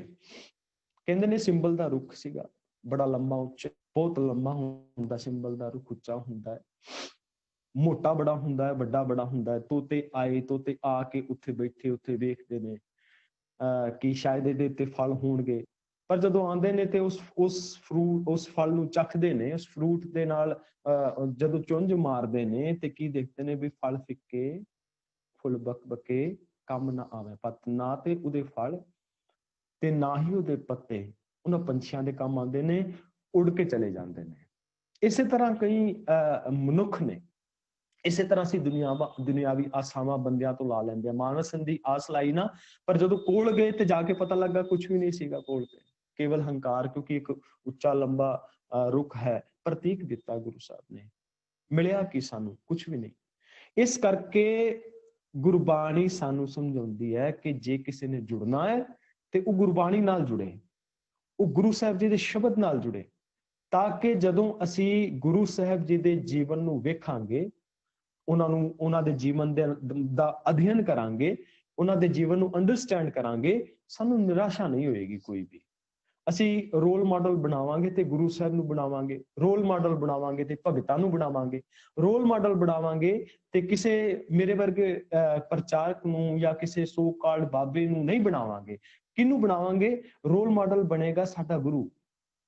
ਤੇ ਜਦੋਂ ਗੁਰੂ ਰੋਲ ਮਾਡਲ ਬਣ ਜਾਵੇਗਾ ਨਾ, ਤੇ ਫਿਰ ਆਹ ਜਿਹੜੀ ਦੁਨਿਆਵੀਆਂ ਆਸ਼ਾਵਾਂ ਦੇ ਵਿੱਚ ਸਾਡੇ ਵਰਗੇ ਗਰਸੇ ਹੋਏ ਨੇ ਨਾ, ਜਿਹਦੇ ਵਿੱਚ ਅਸੀਂ ਸਾਰੇ ਹੀ ਸ਼ਾਮਲ ਹਾਂ, ਅਸੀਂ ਸਾਰੇ ਦੁਨਿਆਵੀ ਆਸ਼ਾਵਾਂ ਵਿੱਚ ਗਰਸੇ ਨੇ, ਤੇ ਜਦੋਂ ਅਸੀਂ ਗੁਰੂ ਸਾਹਿਬ ਵੱਲ ਦੇਖਣਾ ਸ਼ੁਰੂ ਕਰ ਦੇਵਾਂਗੇ ਤੇ ਘੱਟੋ ਘੱਟ ਸਾਡੇ ਕੋਲ ਇੱਕ ਰੋਲ ਮਾਡਲ ਹੋਵੇਗਾ। ਤੇ ਜਦੋਂ ਕੋਈ ਰੋਲ ਮਾਡਲ ਹੁੰਦਾ ਹੈ ਨਾ, ਤੇ ਉਹਦੇ ਅਕੋਰਡਿੰਗ ਅਸੀਂ ਬਿਹੇਵ ਕਰਨਾ ਵੀ ਸ਼ੁਰੂ ਕਰ ਦਿੰਦੇ ਹਾਂ। ਉਹਦੇ ਅਕੋਰਡਿੰਗ ਬੰਦਾ ਬਿਹੇਵ ਕਰਦਾ ਕਿ ਚਲੋ ਕੁਝ ਹੱਦ ਤੱਕ ਮੈਂ ਉਹਦੇ ਵਰਗਾ ਬਣ ਜਾਵਾਂ। ਜਿਵੇਂ ਇੱਕ ਕ੍ਰਿਕਟਰ ਸੀਗਾ ਆਪਣੇ ਟਾਈਮ ਦੇ ਅੰਦਰ ਬੜਾ ਮਕਬੂਲ ਸੀ, ਤੇ ਉਹਦੀ ਬੈਟਿੰਗ ਤੋਂ ਉਹਦੀ ਜਿਹੜੀ ਖੇਡਣ ਦੀ ਟੈਕਨੀਕ ਸੀਗੀ, ਉਸ ਟੈਕਨੀਕ ਨੂੰ ਫੋਲੋ ਕਰਕੇ ਬਹੁਤ ਸਾਰੇ ਚੰਗੇ ਬੈਟਸਮੈਨ ਬਣ ਗਏ। ਕਿਉਂ? ਕਿਉਂਕਿ ਉਹਦੀ ਟੈਕਨੀਕ ਬੜੀ ਵਧੀਆ ਸੀਗੀ। ਇਸੇ ਤਰ੍ਹਾਂ ਗੁਰੂ ਸਾਹਿਬ ਦੇ ਕੋਲ ਟੈਕਨੀਕ ਹੈ, ਜਿਹੜੀ ਭਗਤਾਂ ਦੇ ਜੀਵਨ ਦੇ ਵਿੱਚ ਆ, ਭਗਤਾਂ ਦੀ ਫਿਲਾਸਫੀ ਦੇ ਵਿੱਚ ਜਿਹੜੀ ਟੈਕਨੀਕ ਹੈ, ਉਸ ਟੈਕਨੀਕ ਨੂੰ ਫੋਲੋ ਕਰਕੇ ਅਸੀਂ ਆਪਣੇ ਆਪ ਨੂੰ ਚੇਂਜ ਕਰ ਸਕਦੇ ਹਾਂ, ਆਪਣੀ ਮੈਂਟੈਲਿਟੀ ਨੂੰ, ਆਪਣੀ ਸੋਚ ਨੂੰ ਚੇਂਜ ਕਰ ਸਕਦੇ ਹਾਂ, ਜੋ ਕਿ ਇਸ ਪਾਵਨ ਸ਼ਲੋਕ ਦੇ ਅੰਦਰ ਸਾਨੂੰ ਭਗਤ ਸਾਹਿਬਾਨ ਜੀ ਸਮਝਾ ਰਹੇ ਨੇ। ਕਬੀਰ ਸਾਹਿਬ ਜੀ ਦੇ ਇਹ ਪਾਵਨ ਬੋਲ ਕੇ, ਕਬੀਰ ਵਿਕਾਰ ਹੈ ਚਿਤਵਤੇ ਝੂਠੇ ਕਰਤੇ ਆਸ, ਕਿ ਤਾ ਉਮਰ ਵਿਕਾਰਾਂ ਨੂੰ ਚਿਤਵਦਾ ਰਿਹਾ ਤੇ ਝੂਠੀਆਂ ਆਸ਼ਾਵਾਂ ਦੇ ਵਿੱਚ ਫਸਿਆ ਰਿਹਾ। ਮਨੋਰਥ ਕੋਈ ਨਾ ਪੂਰਿਓ ਚਾਲੇ ਊਠ ਨਿਰਾਸ਼। ਤੇ ਕੀ ਹੋਇਆ ਕਿ ਇਸ ਜਗਤ ਦੇ ਵਿੱਚੋਂ ਫਿਰ ਨਿਰਾਸ਼ ਹੋ ਕੇ, ਯਾਨੀ ਕਿ ਬਿਲਕੁਲ ਆਸ ਤੋਂ ਰਹਿਤ ਹੋ ਕੇ ਇਸ ਜਹਾਨ ਤੋਂ ਚਲਾ ਗਿਆ, ਡਿਪਰੈਸ਼ਨ ਦੇ ਵਿੱਚ ਚਲਾ ਗਿਆ, ਨਿਰਾਸ਼ਾ ਦੇ ਵਿੱਚ ਚਲਾ ਗਿਆ, ਨਿਰਾਸ਼ਾ ਦੀ ਗਰਤ ਦੇ ਅੰਦਰ ਚਲਾ ਗਿਆ, ਔਰ ਕੁਝ ਉਸਾਰੂ ਬਿਰਤੀ ਨਾ ਆਪਣੀ ਰੱਖ ਪਾਇਆ ਤੇ ਨਾ ਹੀ ਆਪਣੀ ਫੈਮਿਲੀ ਦੇ ਨਾਲ ਵਾਸਤੇ ਕੁਝ ਉਸਾਰੂ ਸੋਚ ਦੇ ਪਾਇਆ। ਇਸ ਤੋਂ ਅਗਲੇਰੇ ਸ਼ਲੋਕ ਦੇ ਅੰਦਰ ਕਬੀਰ ਸਾਹਿਬ ਜੀ ਹੁਣ ਸਾਨੂੰ ਸਮਝਾ ਰਹੇ ਨੇ ਕਿ ਕਿਸ ਢੰਗ ਦੇ ਨਾਲ ਅਸੀਂ ਇਸ ਅਗਲੇਰੇ ਸ਼ਲੋਕ ਦੇ ਨਾਲ ਜੁੜ ਕੇ ਇਸ ਸ਼ਲੋਕ ਨੂੰ ਨਾ ਅਸੀਂ ਰਿਲੇਟ ਕਰਕੇ ਸਮਝਣਾ ਹੈ। ਜਿਹੜਾ ਅਸੀਂ ਪਿਛਲੇਰਾ ਸ਼ਲੋਕ ਪਾਵਨ ਸ਼ਲੋਕ ਅਸੀਂ 205 ਨੰਬਰ ਸ਼ਲੋਕ ਵਿਚਾਰਿਆ ਹੈ, ਇਹਦੇ ਨਾਲ ਹੀ ਇਹ ਸ਼ਲੋਕ ਰਿਲੇਟ ਕਰਦਾ ਹੈ ਕਿ ਕਬੀਰ ਹਰ ਕਾ ਸਿਮਰਨ ਜੋ ਕਰੈ ਸੋ ਸੁਖੀਆ ਸੰਸਾਰ, ਇਤ ਉਤ ਕਥੈ ਨਾ ਡੋਲਈ ਜਿਸ ਰਾਖੈ ਸਿਰਜਨਹਾਰ। ਇਹਦੇ ਅੰਦਰ ਕਬੀਰ ਸਾਹਿਬ ਸਮਝਾਉਂਦੇ ਨੇ ਕਿ ਇਹ ਕਬੀਰ, ਜੋ ਮਨੁੱਖ ਪਰਮਾਤਮਾ ਦੀ ਯਾਦ ਹਿਰਦੇ ਵਿੱਚ ਵਸਾਉਂਦਾ ਹੈ, ਉਹ ਇਸ ਜਗਤ ਵਿੱਚ ਸੁਖੀ ਜੀਵਨ ਬਤੀਤ ਕਰਦਾ ਹੈ। ਉਹ ਮਨੁੱਖ ਇਸ ਲੋਕ ਤੇ ਉਸ ਆਉਣ ਵਾਲੇ ਸਮੇਂ ਦੇ ਅੰਦਰ ਵਿੱਚ ਕਿਤੇ ਵੀ ਇਹਨਾਂ ਵਿਚਾਰਾਂ ਤੇ ਆਸਾਂ ਦੇ ਕਾਰਨ ਭਟਕਦਾ ਨਹੀਂ, ਕਿਉਂਕਿ ਪਰਮਾਤਮਾ ਆਪ ਉਸ ਨੂੰ ਬਚਾਉਂਦਾ ਹੈ। ਪ੍ਰੋਫੈਸਰ ਸਾਹਿਬ ਸਿੰਘ ਜੀ ਇਹਦੇ ਇਸ ਢੰਗ ਦੇ ਨਾਲ ਅਰਥ ਕਰਦੇ ਨੇ ਕਿ ਰੱਬ ਜੀ ਆਪ ਉਸ, ਯਾਨੀ ਕਿ ਗੁਰੂ ਸਾਹਿਬ ਜੀ ਦੀ ਇਹ ਪਾਵਨ ਫਿਲਾਸਫੀ, ਪਾਵਨ ਗੁਣਾਤਮਕ ਵਾਲਾ ਜਿਹਨੇ ਜੀਵਨ ਜਿਸਨੇ ਅਡਾਪਟ ਕਰ ਲਿਆ, ਉਹਦੇ ਜੀਵਨ ਦੇ ਅੰਦਰ ਫਿਰ ਉਹ ਹੈਪੀਨੈਸ ਵਰਤਦੀ ਹੈ, ਉਹਦੇ ਜੀਵਨ ਦੇ ਅੰਦਰ ਫਿਰ ਉਹ ਖੁਸ਼ੀ ਆ ਜਾਂਦੀ ਹੈ, ਫਿਰ ਉਹਦੇ ਜੀਵਨ ਦੇ ਅੰਦਰ ਉਹ ਆਨੰਦ ਆ ਜਾਂਦਾ ਹੈ, ਉਹਦੇ ਜੀਵਨ ਦੇ ਅੰਦਰ ਫਿਰ ਉਹ ਚੇਂਜ ਆ ਜਾਂਦਾ ਹੈ ਕਿ ਫਿਰ ਉਹ ਦੁਨਿਆਵੀ ਆਸ਼ਾਵਾਂ ਨਹੀਂ ਰੱਖਦਾ, ਉਹ ਦੁਨਿਆਵੀ ਆਸ਼ਾਵਾਂ ਨਹੀਂ ਰੱਖਦਾ, ਫਿਰ ਉਹ ਇਸ ਲੈਵਲ ਤੇ ਉੱਤੇ ਹੋ ਕੇ ਜਿਉਂਦਾ ਹੈ। ਇੱਕ ਘਟਨਾ ਜਿਹੜੀ ਹੈ ਉਹ ਇਸ ਦੇ ਨਾਲ ਅਸੀਂ ਰਿਲੇਟ ਕਰਕੇ ਇਸ ਨੂੰ ਹੋਰ ਸਰਲ ਢੰਗ ਦੇ ਨਾਲ ਸਮਝ ਸਕਦੇ ਹਾਂ। ਫਿਰ ਉਹ ਮਾਨਸਨ ਦੀ ਆਸ ਤੋਂ ਉੱਤੇ ਉੱਠ ਕੇ ਆਪਣਾ ਜੀਵਨ ਕਿਸ ਢੰਗ ਦੇ ਨਾਲ ਜਿਉਂਦਾ ਹੈ ਤੇ ਕਿਵੇਂ ਉਹਦੇ ਜੀਵਨ ਦੇ ਅੰਦਰ ਹੈਪੀਨੈਸ ਹੁੰਦੀ ਹੈ। ਇੱਕ ਨਾ ਬਾਦਸ਼ਾਹ ਦਾ ਜਨਮ ਦਿਨ ਸੀਗਾ ਤੇ ਉਸ ਆਪਣੇ ਜਨਮ ਦਿਨ ਦੇ ਉੱਤੇ ਨਾ ਉਸਨੇ ਇੱਕ ਦਿਨ ਪਹਿਲਾਂ ਢਿੰਡੋਰਾ ਪਿਟਵਾ ਦਿੱਤਾ ਪੂਰੇ ਆਪਣੇ ਰਾਜ ਦੇ ਵਿੱਚ ਕਿ ਅਗਲੇ ਦਿਨ ਜਿਹਦੀ ਜੋ ਵੀ ਮੰਗ ਹੋਏਗੀ ਉਹ ਮੰਗ ਪੂਰੀ ਹੋਵੇਗੀ। ਧਨ ਦੀ ਮੰਗ ਹੋਵੇ, ਕਿਸੇ ਨੂੰ ਅੰਨ ਦੀ ਮੰਗ ਹੋਵੇ, ਕਿਸੇ ਨੂੰ ਕੱਪੜੇ ਦੀ ਮੰਗ ਹੋਵੇ, ਕਿਸੇ ਨੂੰ ਘਰ ਚਾਹੀਦਾ ਹੋਵੇ, ਜਿਸ ਚੀਜ਼ ਦੀ ਵੀ ਮੰਗ ਹੋਏਗੀ ਉਹ ਮਹਿਲ ਦੇ ਬਾਹਰ ਆ ਕੇ ਲਾਈਨ ਲਾ ਲੈਣ, ਕਤਾਰ ਵਿੱਚ ਖੜੇ ਹੋ ਜਾਣ, ਉਹਨਾਂ ਦੀਆਂ ਸਾਰੀਆਂ ਮੰਗਾਂ ਪੂਰੀਆਂ ਹੋ ਜਾਣਗੀਆਂ। ਅਗਲਾ ਦਿਨ ਹੋਇਆ, ਰਾਜੇ ਦਾ ਜਨਮ ਦਿਨ ਸੀ, ਰਾਜਾ ਆਪ ਜਾ ਕੇ ਖੜਾ ਹੋ ਗਿਆ, ਆਪਣੇ ਹੱਥੀਂ ਮਹਿਲ ਤੋਂ ਬਾਹਰ ਖੜਾ ਹੈ ਤੇ ਲਾਈਨ ਬਹੁਤ ਲੰਬੀ, ਕਤਾਰ ਇੰਨੀ ਲੰਬੀ ਕਤਾਰ ਲੱਗੀ ਵੀ ਰਾਜਾ ਮੂੰਹ ਮੰਗੀਆਂ ਮੁਰਾਦਾਂ ਪੂਰੀਆਂ ਕਰ ਰਿਹਾ ਹੈ। ਹੁਣ ਜਿੱਥੇ ਅਸੀਂ ਹੁਣੇ ਵਿਚਾਰ ਕੇ ਆਏ ਨਾ ਸ਼ਲੋਕ ਕੇ ਮਨ ਦੀਆਂ ਜਿਹੜੀਆਂ ਮੰਗਾਂ ਨੇ ਕਦੇ ਖਤਮ ਨਹੀਂ ਹੁੰਦੀਆਂ, ਤੇ ਜਿਨ੍ਹਾਂ ਕੋਲ ਸਾਰਾ ਕੁਝ ਸੀ ਨਾ ਉਹ ਵੀ ਲਾਈਨ ਵਿੱਚ ਲੱਗੇ ਸੀਗੇ, ਬਹੁਤ ਲੰਮੀ ਕਤਾਰ ਲੱਗੀ ਸੀਗੀ। ਤੇ ਸਭ ਤੋਂ ਅੱਗੇ ਕਹਿੰਦੇ ਕਿ 2-4 ਬੰਦਿਆਂ ਤੋਂ ਬਾਅਦ ਇੱਕ ਫਕੀਰ ਦਿਸਿਆ ਖੜਿਆ, ਜਿਹਦੇ ਕੋਲ ਬਿਲਕੁਲ ਪਾਟੇ ਕੱਪੜੇ ਸੀਗੇ, ਚਿਹਰਾ ਉਹਦਾ ਸ਼ਾਂਤ ਸੀਗਾ। ਤੇ ਜਦੋਂ ਕੋਲ ਗਿਆ ਤੇ ਕੋਲ ਜਾ ਕੇ ਰਾਜਾ ਉਸ ਨੂੰ ਪੁੱਛਦਾ ਹੈ ਕਿ ਤੇਰੀ ਕੀ ਮੰਗ ਹੈ, ਤੇ ਖੜਖੜਾ ਕੇ ਹੱਸਿਆ ਰਾਜੇ ਦਾ ਵੱਲ ਦੇਖ ਕੇ, ਤੇ ਰਾਜੇ ਨੂੰ ਕੁਝ ਨਹੀਂ ਬੋਲਿਆ ਤੇ ਆਪਣੀ ਉਹ ਵਾਰੀ ਛੱਡ ਕੇ ਫਿਰ ਬਿਲਕੁਲ ਪਿੱਛੇ ਜਾ ਕੇ ਕਤਾਰ ਵਿੱਚ ਖੜਾ ਹੋ ਗਿਆ, ਸਭ ਤੋਂ ਪਿੱਛੇ। ਫਿਰ ਆਪਣੀ ਵਾਰੀ ਸਾਰੇ ਲੋਕ ਆਉਂਦੇ ਰਹੇ ਜਾਂਦੇ ਰਹੇ, ਥੋੜਾ ਸਮਾਂ 2-3 ਘੰਟਿਆਂ ਦਾ ਹੋਰ ਬੀਤਿਆ, ਇਹ ਫਕੀਰ ਦੀ ਵਾਰੀ ਫਿਰ ਆ ਗਈ। ਫਿਰ ਫਕੀਰ ਦੀ ਵਾਰੀ ਆਈ ਤੇ ਰਾਜਾ ਫਿਰ ਕਹਿੰਦਾ ਕਿ ਤੂੰ ਫਿਰ ਆ ਗਿਆ ਹੈ, ਤੂੰ ਪਹਿਲਾਂ ਕੁਝ ਲੈ ਕੇ ਨਹੀਂ ਗਿਆ, ਚੱਲ ਸ਼ਾਇਦ ਹੋ ਸਕਦਾ ਹੈ ਭੁੱਲ ਗਿਆ ਹੋਵੇਂ, ਹਾਂ ਹੁਣ ਦੱਸ ਤੈਨੂੰ ਕੀ ਚਾਹੀਦਾ ਹੈ। ਫਕੀਰ ਫਿਰ ਉਸ ਰਾਜੇ ਵੱਲ ਦੇਖਦਾ ਹੈ ਤੇ ਪਿੱਛੇ ਖੜੀ ਕਤਾਰ ਨੂੰ ਵੇਖਦਾ ਹੈ, ਫਿਰ ਮੁਸਕਰਾ ਕੇ ਹੱਸਦਾ ਹੈ ਤੇ ਫਿਰ ਵਾਪਸ ਚਲਾ ਜਾਂਦਾ ਹੈ ਤੇ ਸਭ ਤੋਂ ਪਿੱਛੇ ਜਾ ਕੇ ਫਿਰ ਦੁਬਾਰਾ ਖੜਾ ਹੋ ਜਾਂਦਾ ਹੈ। ਏਦਾਂ ਹੀ ਕਰਦੇ ਕਰਦੇ ਦੁਪਹਿਰ ਹੋਈ, ਦੁਪਹਿਰ ਨੂੰ ਫਿਰ ਆਇਆ, ਫਿਰ ਉਹੀ ਜਿਹੜਾ ਆਪਣਾ ਪ੍ਰਕਰਨ ਉਹ ਦੁਹਰਾਉਂਦਾ ਹੈ, ਫਿਰ ਉਹੀ ਵਿਵਹਾਰ ਦੁਹਰਾਉਂਦਾ ਹੈ, ਫਿਰ ਮੁੜ ਕੇ ਜਾ ਕੇ ਪਿੱਛੇ ਖੜਾ ਹੋ ਗਿਆ। ਇਸੇ ਤਰ੍ਹਾਂ ਦਿਨ ਦੇ ਵਿੱਚ ਲਗਭਗ ਇੰਨੀ ਲੰਮੀ ਕਤਾਰ ਸੀਗੀ, 5-6 ਵਾਰੀ ਅੱਗੇ ਆਇਆ, ਪਰ ਕੁਝ ਨਾ ਲੈ ਕੇ ਰਾਜੇ ਦੇ ਵੱਲ ਦੇਖ ਕੇ ਮੁਸਕਰਾ ਕੇ ਸ਼ਾਂਤ ਅਵਸਥਾ ਦੇ ਵਿੱਚ ਔਰ ਮੁਸਕਰਾ ਕੇ ਉਸ ਕਤਾਰ ਨੂੰ ਵੇਖ ਕੇ ਮੁੜ ਕੇ ਫਿਰ ਪਿੱਛੇ ਖੜਾ ਹੋ ਜਾਂਦਾ ਜਾ ਕੇ। ਰਾਜਾ ਬੜਾ ਅਚੰਭਤ ਹੋਇਆ। ਲਾਸਟ ਸਮਾਂ ਸੀ ਜਦੋਂ ਆਖਰੀ ਵਾਰ ਆਇਆ ਨਾ, 2 ਕੁ ਬੰਦੇ ਰਹਿ ਗਏ ਸਨ ਪਿੱਛੇ, ਸਿਰਫ ਸਾਰਿਆਂ ਦੀਆਂ ਮਨਾਂ ਦੀਆਂ ਮੁਰਾਦਾਂ ਰਾਜੇ ਨੇ ਉਸ ਦਿਨ ਪੂਰੀ ਕਰ ਦਿੱਤੀਆਂ। ਫਕੀਰ ਫਿਰ ਆਇਆ, ਉਹਦੇ ਪਿੱਛੇ ਇੱਕ ਹੋਰ ਬੰਦਾ ਖੜਾ ਹੈ, ਉਸਨੇ ਉਸ ਬੰਦੇ ਵੱਲ ਵੇਖਿਆ ਤੇ ਉਸਨੂੰ ਅੱਗੇ ਕੀਤਾ। ਰਾਜੇ ਨੇ ਉਹਦੀ ਵੀ ਮੁਰਾਦ ਪੂਰੀ ਕੀਤੀ ਤੇ ਅੰਤ ਨੂੰ ਜਦੋਂ ਕੱਲਾ ਰਹਿ ਗਿਆ ਤੇ ਰਾਜਾ ਕਹਿੰਦਾ ਮੈਂ ਤੈਨੂੰ ਸਵੇਰ ਦਾ ਦੇਖ ਰਿਹਾ ਹਾਂ, ਇੰਨੀ ਲੰਮੀ ਕਤਾਰ ਦੇ ਵਿੱਚ ਖੜਾ ਹੈ, ਤੇਰੇ ਹਾਲਾਤ ਤੋਂ ਦੇਖ ਕੇ ਲੱਗਦਾ ਹੈ ਕਿ ਤੇਰੇ ਕੋਲ ਬਹੁਤਾ ਕੁਛ ਨਹੀਂ, ਤੇਰੇ ਕੋਲ ਬਹੁਤਾ ਸਰਮਾਇਆ ਵੀ ਨਹੀਂ, ਪਰ ਤੇਰੀ ਇਸ ਅਵਸਥਾ ਤੋਂ ਦੇਖ ਕੇ ਲੱਗਦਾ ਹੈ, ਤੇਰੀ ਇਸ ਪ੍ਰਸੰਨ ਚਿੱਤਤਾ ਤੋਂ ਦੇਖ ਕੇ ਲੱਗਦਾ ਹੈ, ਤੇਰੀ ਸ਼ਾਂਤ ਚਿੱਤ ਅਵਸਥਾ ਤੋਂ ਦੇਖ ਕੇ ਲੱਗਦਾ ਹੈ ਕਿ ਤੇਰੇ ਅੰਦਰ ਬਹੁਤ ਕੁਛ ਹੈ। ਰਾਜਾ ਵੀ ਇੰਨੀ ਦੇਰ ਚ ਸਮਝ ਗਿਆ ਸੀ, ਪਰ ਮੈਨੂੰ ਤੇਰਾ ਇਹ ਵਿਵਹਾਰ ਸਮਝ ਨਹੀਂ ਆਇਆ, ਆਖਿਰ ਕੀ ਕਾਰਨ ਹੈ, ਤੂੰ ਇੰਨੀ ਵਾਰੀ ਕਤਾਰ ਵਿੱਚ ਆਇਆ ਤੇ ਕੁਝ ਲੈ ਕੇ ਨਹੀਂ ਗਿਆ, ਨਾ ਹੀ ਲੱਗਦਾ ਤੇ ਚੰਗਾ ਸੀ। ਰਾਜਾ ਜਦੋਂ ਇਹ ਪ੍ਰਸ਼ਨ ਕਰਦਾ ਹੈ ਤੇ ਫਕੀਰ ਉਸਨੂੰ ਇਹ ਗੱਲ ਜਵਾਬ ਦਿੰਦਾ ਇਸ ਗੱਲ ਦਾ। ਉਹ ਕਹਿਣ ਲੱਗਾ ਵੀ ਰਾਜਾ ਵੀ ਗੱਲ ਤੇਰੀ ਠੀਕ ਹੈ, ਤੇਰੇ ਕੋਲ ਖਜ਼ਾਨਾ ਹੈ ਜਿਹਨੂੰ ਤੂੰ ਅੱਜ ਆਪਣੇ ਜਨਮ ਦਿਨ ਤੇ ਲੁਟਾ ਰਿਹਾ ਹੈ, ਤੂੰ ਲੁਟਾ ਰਿਹਾ ਨਾ, ਤੇਰੇ ਕੋਲ ਖਜ਼ਾਨਾ ਹੈ, ਤੂੰ ਦੇ ਰਿਹਾ ਕੁਛ। ਉਹ ਕਹਿੰਦਾ ਜਦੋਂ ਤੂੰ ਢੰਡੋਰਾ ਪਿਟਵਾਇਆ ਤੇ ਮੈਂ ਵੀ ਸੋਚ ਰਿਹਾ ਸੀ ਕਿ ਅੱਜ ਮੇਰਾ ਵੀ ਜਨਮ ਦਿਨ ਹੈ, ਮੈਨੂੰ ਆਪਣੇ ਜਨਮ ਦਿਨ ਦੀ ਯਾਦ ਆ ਗਈ। ਵੈਸੇ ਤਾਂ ਮੈਂ ਭੁੱਲਿਆ ਬੈਠਾ ਸਾਂ, ਪਰ ਅੱਜ ਮੈਨੂੰ ਯਾਦ ਆ ਗਿਆ ਤੇ ਮੈਂ ਸੋਚਿਆ ਕਿ ਰਾਜਾ ਆਪਣੇ ਖਜ਼ਾਨੇ ਦਾ ਇਸਨੇ ਮੂੰਹ ਖੋਲ ਦਿੱਤਾ ਹੈ, ਇਹ ਸਾਰਾ ਕੁਝ ਪਦਾਰਥ ਮਟੀਰੀਅਲ ਵੰਡ ਰਿਹਾ ਹੈ ਤੇ ਮੇਰੇ ਕੋਲ ਦੇਣ ਵਾਸਤੇ ਕੀ ਹੈ। ਤੇ ਰਾਜੇ ਨੂੰ ਕਹਿਣ ਲੱਗਾ ਵੀ ਮੇਰੇ ਕੋਲ ਦੇਣ ਵਾਸਤੇ ਇੱਕੋ ਚੀਜ਼ ਸੀ, ਉਹ ਸੀ ਮੇਰੀ ਵਾਰੀ।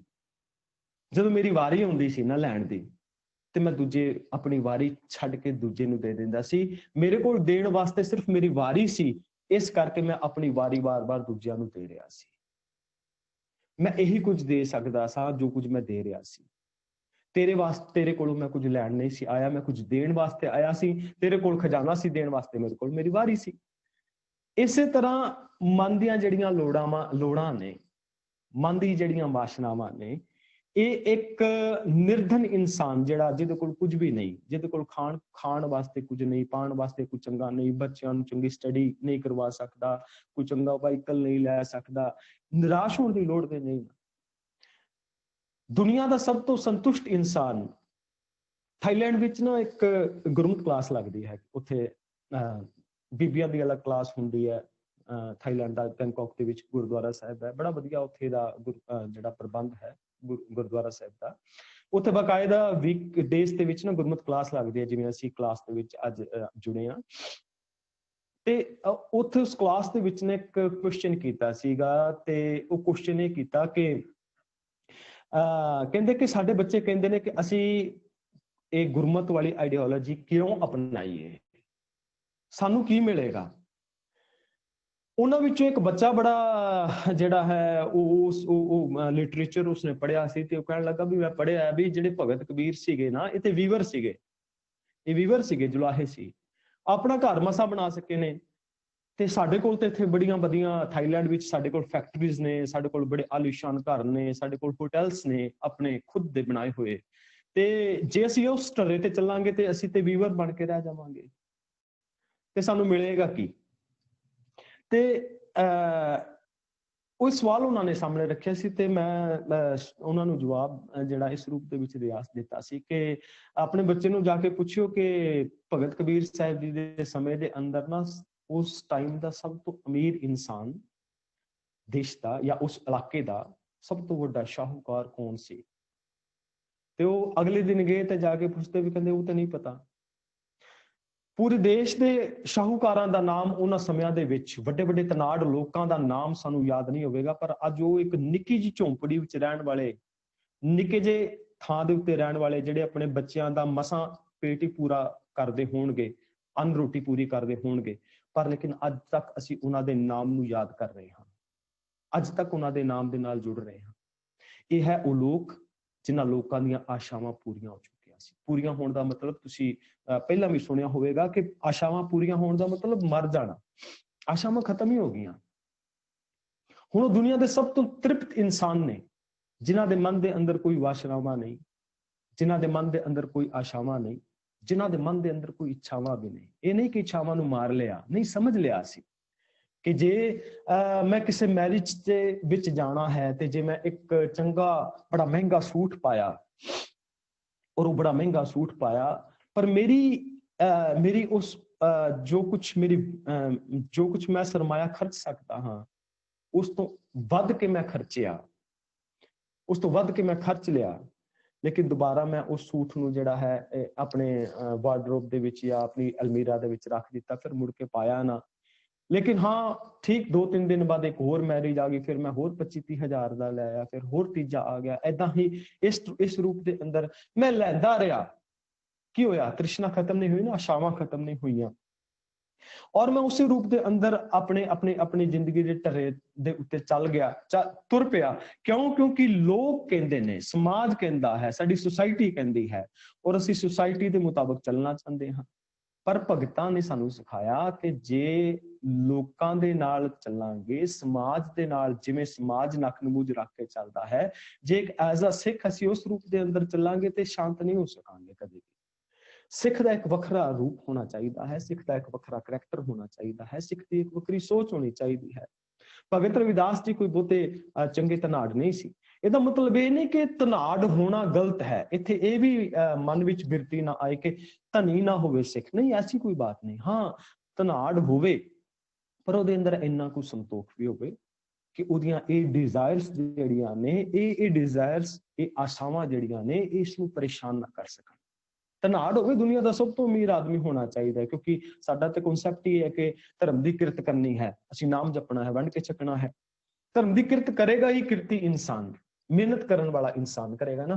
ਤੇ ਜਿਹੜਾ ਮਿਹਨਤ ਕਰੇਗਾ ਤੇ ਫਿਰ ਲਾਜ਼ਮੀ ਹੈ ਉਹਦੇ ਕੋਲ ਸਰਮਾਇਆ ਵੀ ਆਏਗਾ, ਉਹਦੇ ਕੋਲ ਧਨ ਦੌਲਤ ਵੀ ਆਏਗਾ, ਉਹ ਚੰਗੇ ਦੇਸ਼ਾਂ ਦੇ ਅੰਦਰ ਸੈਟਲ ਵੀ ਹੋਏਗਾ, ਔਰ ਉਹ ਬੜੇ ਵੱਡੇ ਜਿਹੜੇ ਇੰਡਸਟਰੀ ਵੀ ਲਾਵੇਗਾ, ਔਰ ਉਹ ਬੜੇ ਵੱਡੇ ਉੱਚੇ ਮੁਰਾਤਬਿਆਂ ਤੇ ਵੀ ਪਹੁੰਚੇਗਾ। ਇਹਦਾ ਮਤਲਬ ਨਹੀਂ ਗੁਰਮਤ ਦਾ ਕਿ ਗੁਰਮਤ ਤੁਹਾਨੂੰ ਕਹਿੰਦੀ ਹੈ ਕਿ ਤੁਸੀਂ ਅੱਗੇ ਨਹੀਂ ਵਧਣਾ, ਲੇਕਿਨ ਹਾਂ, ਡਿਜ਼ਾਇਰਸ ਜਿਹੜੀਆਂ ਨੇ ਉਹਨਾਂ ਨੂੰ ਕੰਟਰੋਲ ਰੱਖਣਾ ਹੈ। ਔਰ ਇਹਦਾ ਇਹ ਮਤਲਬ ਜਿਹੜਾ ਅਸੀਂ ਲਿਆ ਹੈ ਕਿ ਜਿਹੜਾ ਕੋਈ ਨਿਰਧਨ ਹੈ ਉਹ ਵੀ ਇਸ ਸੋਚ ਵਿੱਚ ਨਾ ਚਲਾ ਜਾਏ ਕਿ ਮੈਂ ਤੇ ਬੜਾ ਗਰੀਬੜਾ ਹਾਂ, ਮੈਂ ਬੜਾ ਗਰੀਬ ਹਾਂ ਤੇ ਮੇਰੀ ਮਨ ਦੀਆਂ ਜਿਹੜੀਆਂ ਉਹ ਲੋੜਾਂ ਕਦੇ ਪੂਰੀਆਂ ਨਹੀਂ ਹੋ ਸਕਦੀਆਂ, ਉਹ ਇਹਦੇ ਅੰਦਰ ਰਹਿ ਕੇ ਹੀਨ ਭਾਵਨਾ ਵਿੱਚ ਚਲਾ ਜਾਏ, ਡਿਪਰੈਸ਼ਨ ਵਿੱਚ ਚਲਾ ਜਾਏ। ਐਸਾ ਵੀ ਨਹੀਂ।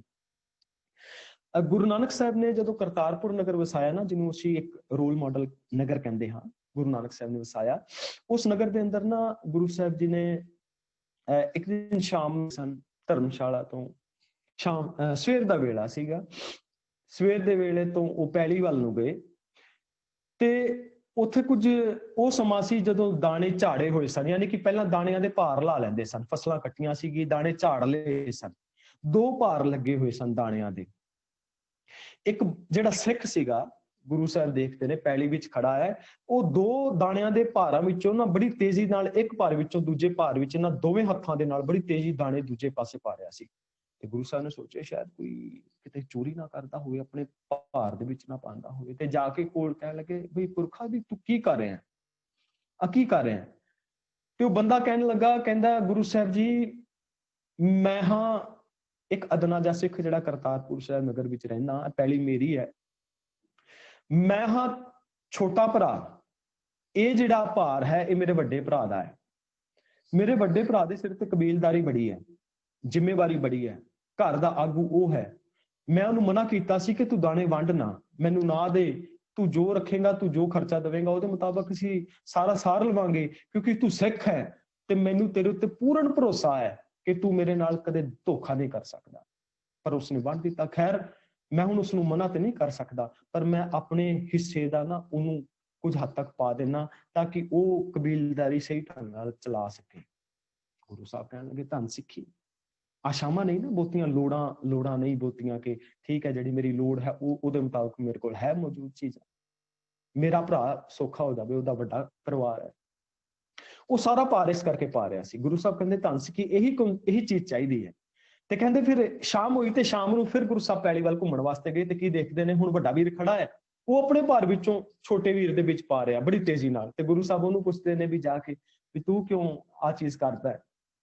ਤੇ ਉਹ ਕਹਿਣ ਲੱਗੇ ਮੇਰਾ ਛੋਟੇ ਵੀਰ ਦਾ ਭਾਰ ਹੈ, ਉਹਨੇ ਮੇਰੇ ਕੋਲੋਂ ਲੈਣਾ ਨਹੀਂ, ਮੈਨੂੰ ਪਤਾ ਹੈ, ਤੇ ਉਹਦੇ ਕੋਲੋਂ ਕਰਜ਼ਾ ਥੋੜਾ ਜਿਹਾ ਜ਼ਿਆਦਾ, ਇਸ ਕਰਕੇ ਮੈਂ ਸੋਚਦਾ ਸਾਂ ਕਿ ਆ ਜਿਹੜਾ ਭਾਰ ਵਿੱਚੋਂ ਥੋੜਾ ਜਿਹਾ ਆਪਣੇ ਵਿੱਚੋਂ ਹੋਰ ਇਹਦੇ ਕੋਲ ਪਾ ਦੇਵਾਂ, ਇਹ ਆਪਣਾ ਕਰਜ਼ਾ ਲਾ ਸਕੇ ਤੇ ਸੌਖਾ ਹੋ ਸਕੇ। ਆਪਣੇ ਤੋਂ ਜ਼ਿਆਦਾ ਦੂਜੇ ਨੂੰ ਪਹਿਲ ਦੇਣਾ, ਯਾਨੀ ਕਿ ਆਪਣੀਆਂ ਲੋੜਾਂ, ਆਪਣੀਆਂ ਆਸ਼ਾਵਾਂ ਖਤਮ ਨੇ। ਇਸੇ ਸਿੱਖੀ ਦਾ ਕਨਸੈਪਟ ਜਿਹੜਾ ਘਰ ਘਰ ਅੰਦਰ ਧਰਮਸ਼ਾਲ ਦਾ ਕਰਤਾਰਪੁਰ ਸਾਹਿਬ ਗੁਰੂ ਸਾਹਿਬ ਜੀ ਦੀ ਉਸ ਸਮੇਂ ਦੇ ਦੌਰਾਨ ਸਿੱਖਾਂ ਨੇ ਪੂਰਾ ਕਰਕੇ ਦਿਖਾਇਆ। ਐਸੀ ਅਵਸਥਾ ਦਾ ਨਾਮ ਹੈ ਕਿ ਜਿੱਥੇ ਜਾ ਕੇ ਸਾਡੀਆਂ ਸਾਰੀਆਂ ਲੋੜਾਂ, ਸਾਡੀਆਂ ਸਾਰੀਆਂ ਮੰਗਾਂ, ਸਾਡੀਆਂ ਸਾਰੀਆਂ ਆਸ਼ਾਵਾਂ ਖਤਮ ਹੋ ਜਾਂਦੀਆਂ ਨੇ। ਇਸ ਅਗਲੇਰੇ ਸ਼ਲੋਕ ਦੇ ਅੰਦਰ ਕਬੀਰ ਸਾਹਿਬ ਜੀ ਸਾਨੂੰ ਇਹ ਸਮਝਾਉਂਦੇ ਨੇ ਕਿ ਕਬੀਰ ਹਰ ਕਾ ਸਿਮਰਨ ਜੋ ਕਰੈ ਸੋ ਸੁਖੀਆ ਸੰਸਾਰ, ਇਤ ਉਤ ਕਥੈ ਨਾ ਡੋਲੀ ਜਿਸ ਰਾਖੈ ਸਿਰਜਣਹਾਰ। ਕਿ ਜੋ ਮਨੁੱਖ ਰੱਬ ਜੀ ਦੀ ਯਾਦ ਵਿੱਚ ਆਪਣੇ ਹਿਰਦੇ ਵਿੱਚ ਵਸਾਉਂਦਾ ਹੈ, ਉਹ ਜਗਤ ਵਿੱਚ ਸੁਖੀ ਜੀਵਨ ਬਤੀਤ ਕਰਦਾ ਹੈ। ਸੁਖੀ ਹੈਪੀਨੈਸ ਕੀ ਹੈ, ਕੌਣ ਹੈ? ਤੁਸੀਂ ਵੇਖੋ ਕਿ ਸਾਡਾ ਮੂਡ ਹੈ ਨਾ ਜਿਹੜਾ, ਇਹ ਸਵਿੰਗ ਕਰਦਾ ਹੈ। ਬਹੁਤਾਇਤ ਰੂਪ ਦੇ ਵਿੱਚ ਮੂਡ ਸਵਿੰਗ ਕਰਦਾ ਹੈ। ਕਿ ਇੱਕ ਬੰਦਾ ਹੈ, ਉਹ ਬੇਲੋੜੀ ਗੱਲ ਤੇ ਕੋਈ ਗੱਲ ਨਹੀਂ ਖੁਸ਼ੀ ਹੋਣ ਦੀ, ਤੇ ਉਹ ਹੱਸ ਰਿਹਾ ਹੈ, ਖੁਸ਼ ਹੋ ਰਿਹਾ ਹੈ, ਜਦ ਕਿ ਐਸੀ ਕੋਈ ਘਟਨਾ ਨਹੀਂ ਵਾਪਰੀ, ਐਸੀ ਕੋਈ ਖੁਸ਼ੀ ਦਾ ਵੇਲਾ ਨਹੀਂ ਆਇਆ, ਐਸੀ ਕੋਈ ਖੁਸ਼ੀ ਦੀ ਬਾਤ ਨਹੀਂ ਹੋਈ। ਉਹ ਕੀ ਕਰਦਾ ਹੈ ਕਿ ਉਹ ਬੇਲੋੜਾ ਜਿਹੜਾ ਹੈ ਉਹ ਖੁਸ਼ ਹੈ, ਬਗੈਰ ਗੱਲ ਤੋਂ ਜਿਹੜਾ ਹੈ ਉਹ ਖੁਸ਼ ਹੋ ਗਿਆ। ਤੇ ਇਸ ਨੂੰ ਕਿਹਾ ਜਾਂਦਾ ਹੈ ਕਿ ਜਿਹੜਾ ਐਕਸਟ੍ਰੀਮ, ਜਿਹੜਾ ਇੱਕਦਮ ਮਨੋਦਸ਼ਾ ਐਕਸਟ੍ਰੀਮ ਹੈਪੀਨੈਸ ਵਾਲੀ ਆ ਗਈ, ਐਕਸਟ੍ਰੀਮ ਹੈਪੀ ਹੋ ਗਿਆ। ਔਰ ਇਸ ਅਵਸਥਾ ਨੂੰ ਕਿਹਾ, ਜਿਹੜੇ ਮੈਂਟਲ ਸਟੇਟ ਨੂੰ ਸਮਝਣ ਵਾਲੇ ਲੋਕ ਨੇ, ਖਾਸ ਤੌਰ ਤੇ ਸਾਈਕੈਟ੍ਰਿਕ ਲੋਕ ਨੇ, ਉਹ ਬਾਈਪੋਲਰ ਡਿਜ਼ੀਜ਼ ਵੀ ਕਹਿ ਦਿੰਦੇ ਨੇ ਕਿ ਬਾਈਪੋਲਰ ਹੋ ਗਿਆ, ਬਗੈਰ ਗੱਲ ਤੋਂ ਹੱਸਦਾ ਹੈ। ਜਾਂ ਇੱਕ ਉਹ ਦਸ਼ਾ, ਇੱਕ ਉਹ ਮਨੋਦਸ਼ਾ ਕਿ ਕੋਈ ਵੀ ਘਟਨਾ ਨਹੀਂ ਵਾਪਰੀ, ਕੁਝ ਵੀ ਨਹੀਂ ਹੋਇਆ, ਬਿਲਕੁਲ ਨਾਰਮਲ ਜੀਵਨ ਚੱਲ ਰਿਹਾ ਹੈ, ਬੰਦਾ ਬੜਾ ਉਦਾਸ ਹੋ ਕੇ ਬੈਠਾ ਹੋਇਆ, ਬੜਾ ਉਦਾਸ ਹੈ, ਬਹੁਤ ਉਦਾਸ ਹੈ, ਮਨ ਦੇ ਅੰਦਰ ਬੇਚੈਨੀ ਹੈ ਔਰ ਬੜਾ ਉਦਾਸ ਹੋ ਕੇ ਬੈਠਾ ਹੋਇਆ। ਇੱਕ ਇਹ ਅਵਸਥਾ, ਇਹ ਵੀ ਗਲਤ ਹੈ। ਇਹ ਦੋਵੇਂ ਅਵਸਥਾਵਾਂ ਜਿਹੜੀਆਂ ਨੇ, ਇਹ ਦੋਵੇਂ ਅਵਸਥਾ ਹੀ ਗਲਤ ਨੇ। ਜਾਂ ਤੇ ਐਕਸਟ੍ਰੀਮ ਹੈਪੀ ਜਿਹੜਾ ਹੈ ਬੰਦਾ ਹੋ ਗਿਆ, ਜਾਂ ਇੱਕਦਮ ਬੜਾ ਉਦਾਸੀ ਦੇ ਵਿੱਚ ਚਲਾ ਗਿਆ, ਉਦਾਸ ਰਹਿ ਰਿਹਾ ਹੈ, ਬੜਾ ਉਦਾਸ ਅਵਸਥਾ ਦੇ ਅੰਦਰ ਚਲਾ ਗਿਆ। ਬਗੈਰ ਗੱਲ ਤੋਂ ਬੜਾ ਐਕਸਾਈਟਿਡ ਹੋਣਾ ਔਰ ਬਗੈਰ ਦੁੱਖ ਦੇਣ ਵਾਲੀ ਕੋਈ ਘਟਨਾ ਨਾ ਵਾਪਰਨਾ ਤੇ ਦੁਖੀ ਹੋ ਜਾਣਾ, ਇਹ ਕੀ ਹੈ? ਇਹ ਐਬਨੋਰਮੈਲਿਟੀ ਹੈ। ਗੁਰਬਾਣੀ ਇਸ ਨੂੰ ਐਬਨੋਰਮੈਲਿਟੀ ਕਹਿੰਦੀ ਹੈ। ਬਾਣੀ ਅੰਦਰ ਅਸੀਂ ਪੜ੍ਹਦੇ ਹਾਂ ਨਾ ਕਿ ਕਬਹੂ ਜਿਹੜਾ ਊਬ ਚੜਤ ਹੈ, ਕਬਹੂ ਜਾਏ ਪਿਆਲੇ।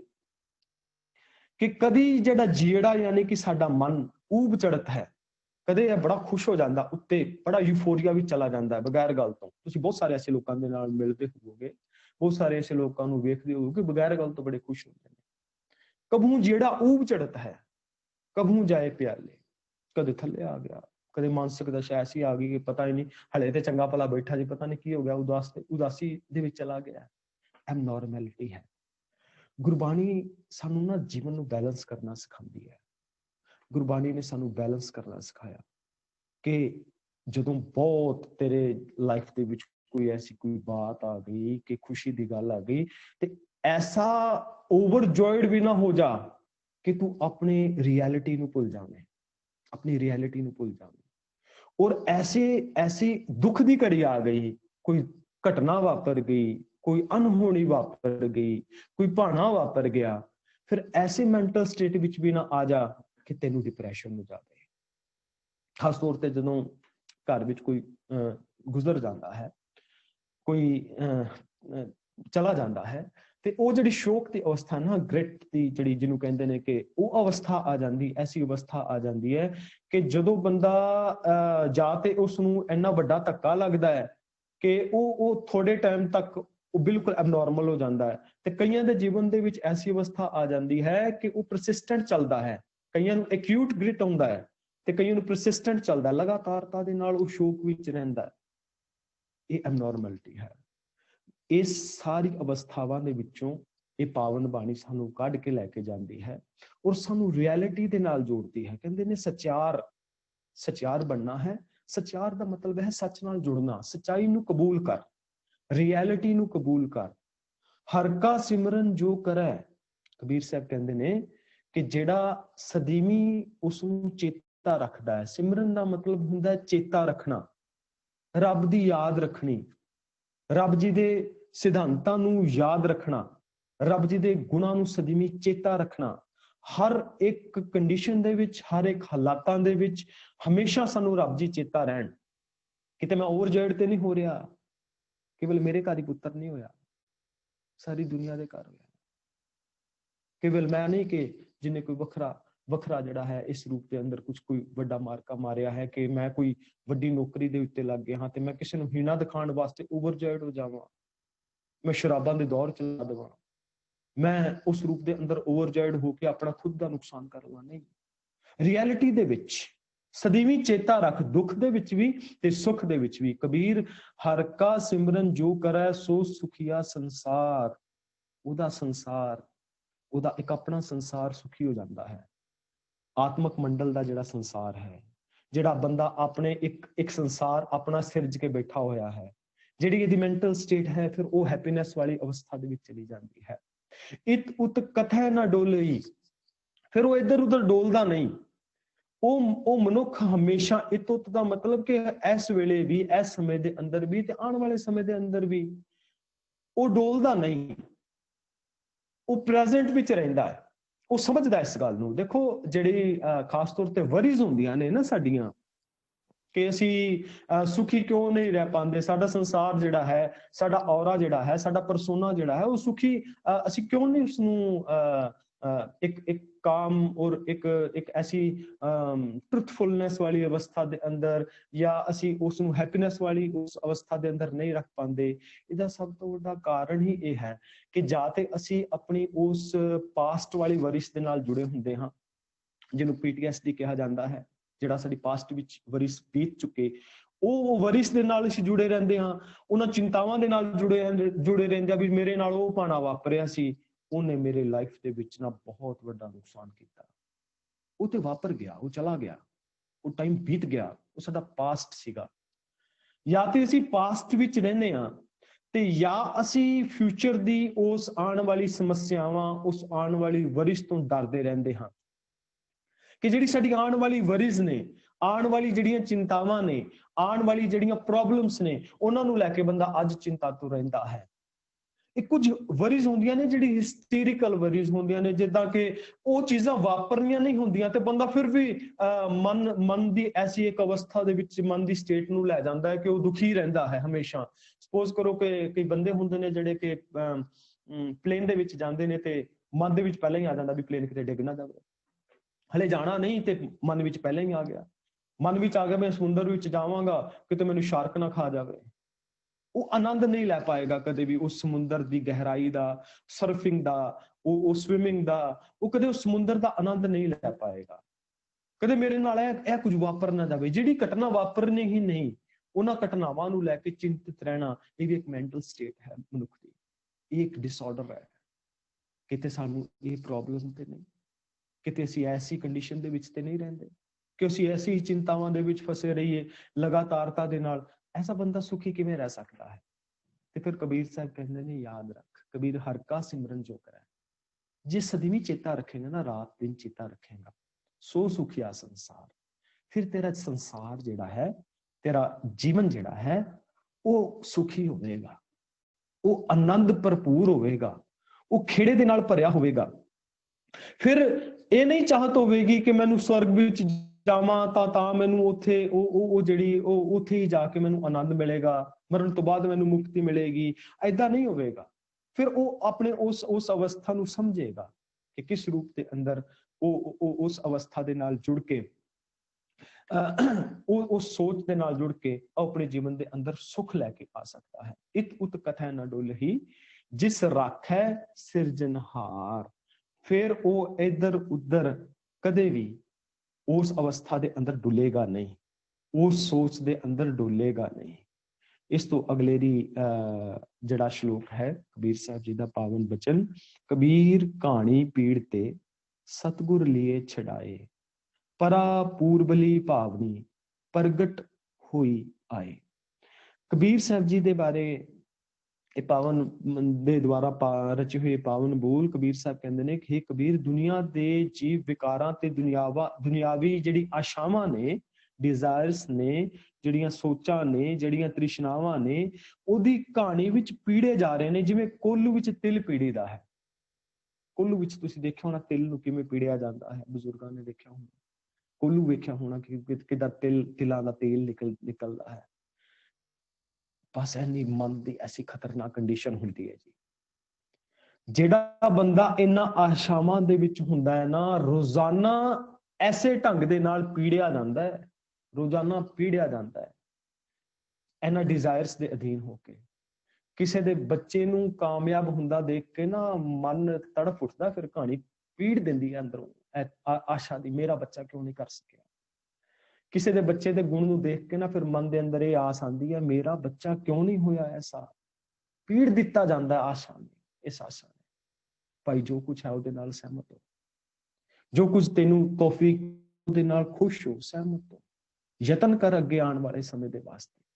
नहीं तो मन की अवस्था बड़ी बेरहम अवस्था हो जाती है और ऐसी हालात हो जाती है जिसका बयान कबीर साहब करते ने कि कहानी पीड़ ते कोलू दे तिलां दे जिवें कोलू दे विच तिल पीड़े जांदे ने, इदां पीड़िया जावेगा। इन्हां डिजायर्स दे विच फस के, इन्हां आशावां दे विच फस के जे अपनी लाइफ नूं उस रूप दे अंदर गुर शब्द नाल और ओदे सिमरन दे नाल नहीं जोड़िया, कहंदे ने सतगुर लिए छड़ाए। हाँ, जे किते सतगुरु जी तेरे जीवन विच आ जाण, सतगुरु पातशाह जी, गुरु साहब जी दी पावन बाणी, गुरु साहब जी दा पावन फलसफा, पावन आइडियोलॉजी, ये गुरु नानक साहब जी दा स्कूल ऑफ थॉट जे किते बंदे दी लाइफ दे अंदर आ जावे ते ओ इहदे नाल अपने आप नूं ट्यून कर लवे इस पावन शब्द दे नाल अपने आप नूं। ते जिस दिन इस इहदे नाल इहदी ट्यूनिंग हो गई ना, कहंदे जदों शब्द दे नाल ट्यूनिंग हो जाती है, शुभ गुणा दे नाल ट्यूनिंग हो जाती है, ते फिर अंदरली जिहड़ी साडी खुराक है वो सानू मिलनी शुरू होती है। अंदर खुराक जिहड़ी है, जे सच दी खुराक होवेगी ते सच ही मिलेगा। जे अंदर संतोख दी खुराक होवेगी, कंटेंटमेंट दी खुराक होवेगी ते सानू संतोख मिलेगा। जे अंदर साडे प्रेम दी खुराक होवेगी ते सानू प्रेम मिलेगा। ते ये सारा कुछ मिलेगा उदों जदों असीं गुरु शब्द दे नाल जुड़ांगे। सतगुर लिए छड़ाए, जे ऐसी अवस्था दे विच असीं नहीं जाना चाहते जिथे कि सानू कोई डिप्रैस्ड इंसान आखे, जे ऐसी अवस्था विच नहीं जाना चाहते कि सारे फॉस चिंबड़ जान, जे ऐसी अवस्था विच नहीं जाना चाहते कि असीं स्किज़ोफ्रेनिक हो जाइए या किते उस अवस्था दे विच रब ना करे कि सानू जाना पवे जिथे कि आम अवस्थावां दे अंदर सानू डिसऑर्डर्स ते दुनिया दे विच बहुत सारे जिहड़े कॉम्प्लिकेशंस ने वो साडे सामने आउंदियां ने, ते उहदे वास्ते सानू अपनी लाइफस्टाइल चेंज करनी पवेगी और वो लाइफस्टाइल अपनानी पवेगी जो सानू सतगुरु पातशाह जी ने दिती है, बख्शी है।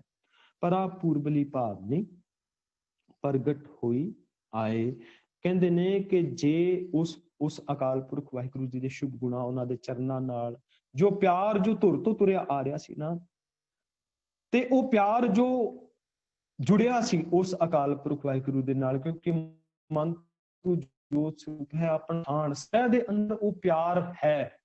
अंतर खूटा अमृत भरिया शब्द काढ़ पिया पनहारी, अंदर ते खूह है प्यार दा, अंदर खूह है ना सारे गुणा दा, साडे अंदर ही है सारा कुछ, बस उसनू शब्द काढ़ पिया पनहारी। जिद्दां हैंडपंप विच पानी चला जांदा है, माड़ा जा इंडिया तुसीं देखिया होना पुराने समय दे अंदर हैंडपंप पानी थल्ले चला जांदा सी, उतों माड़ा जा पानी पांदे सी, फिर मारदे सी, गेड़दे सी, फिर वो पानी आ जांदा सीगा।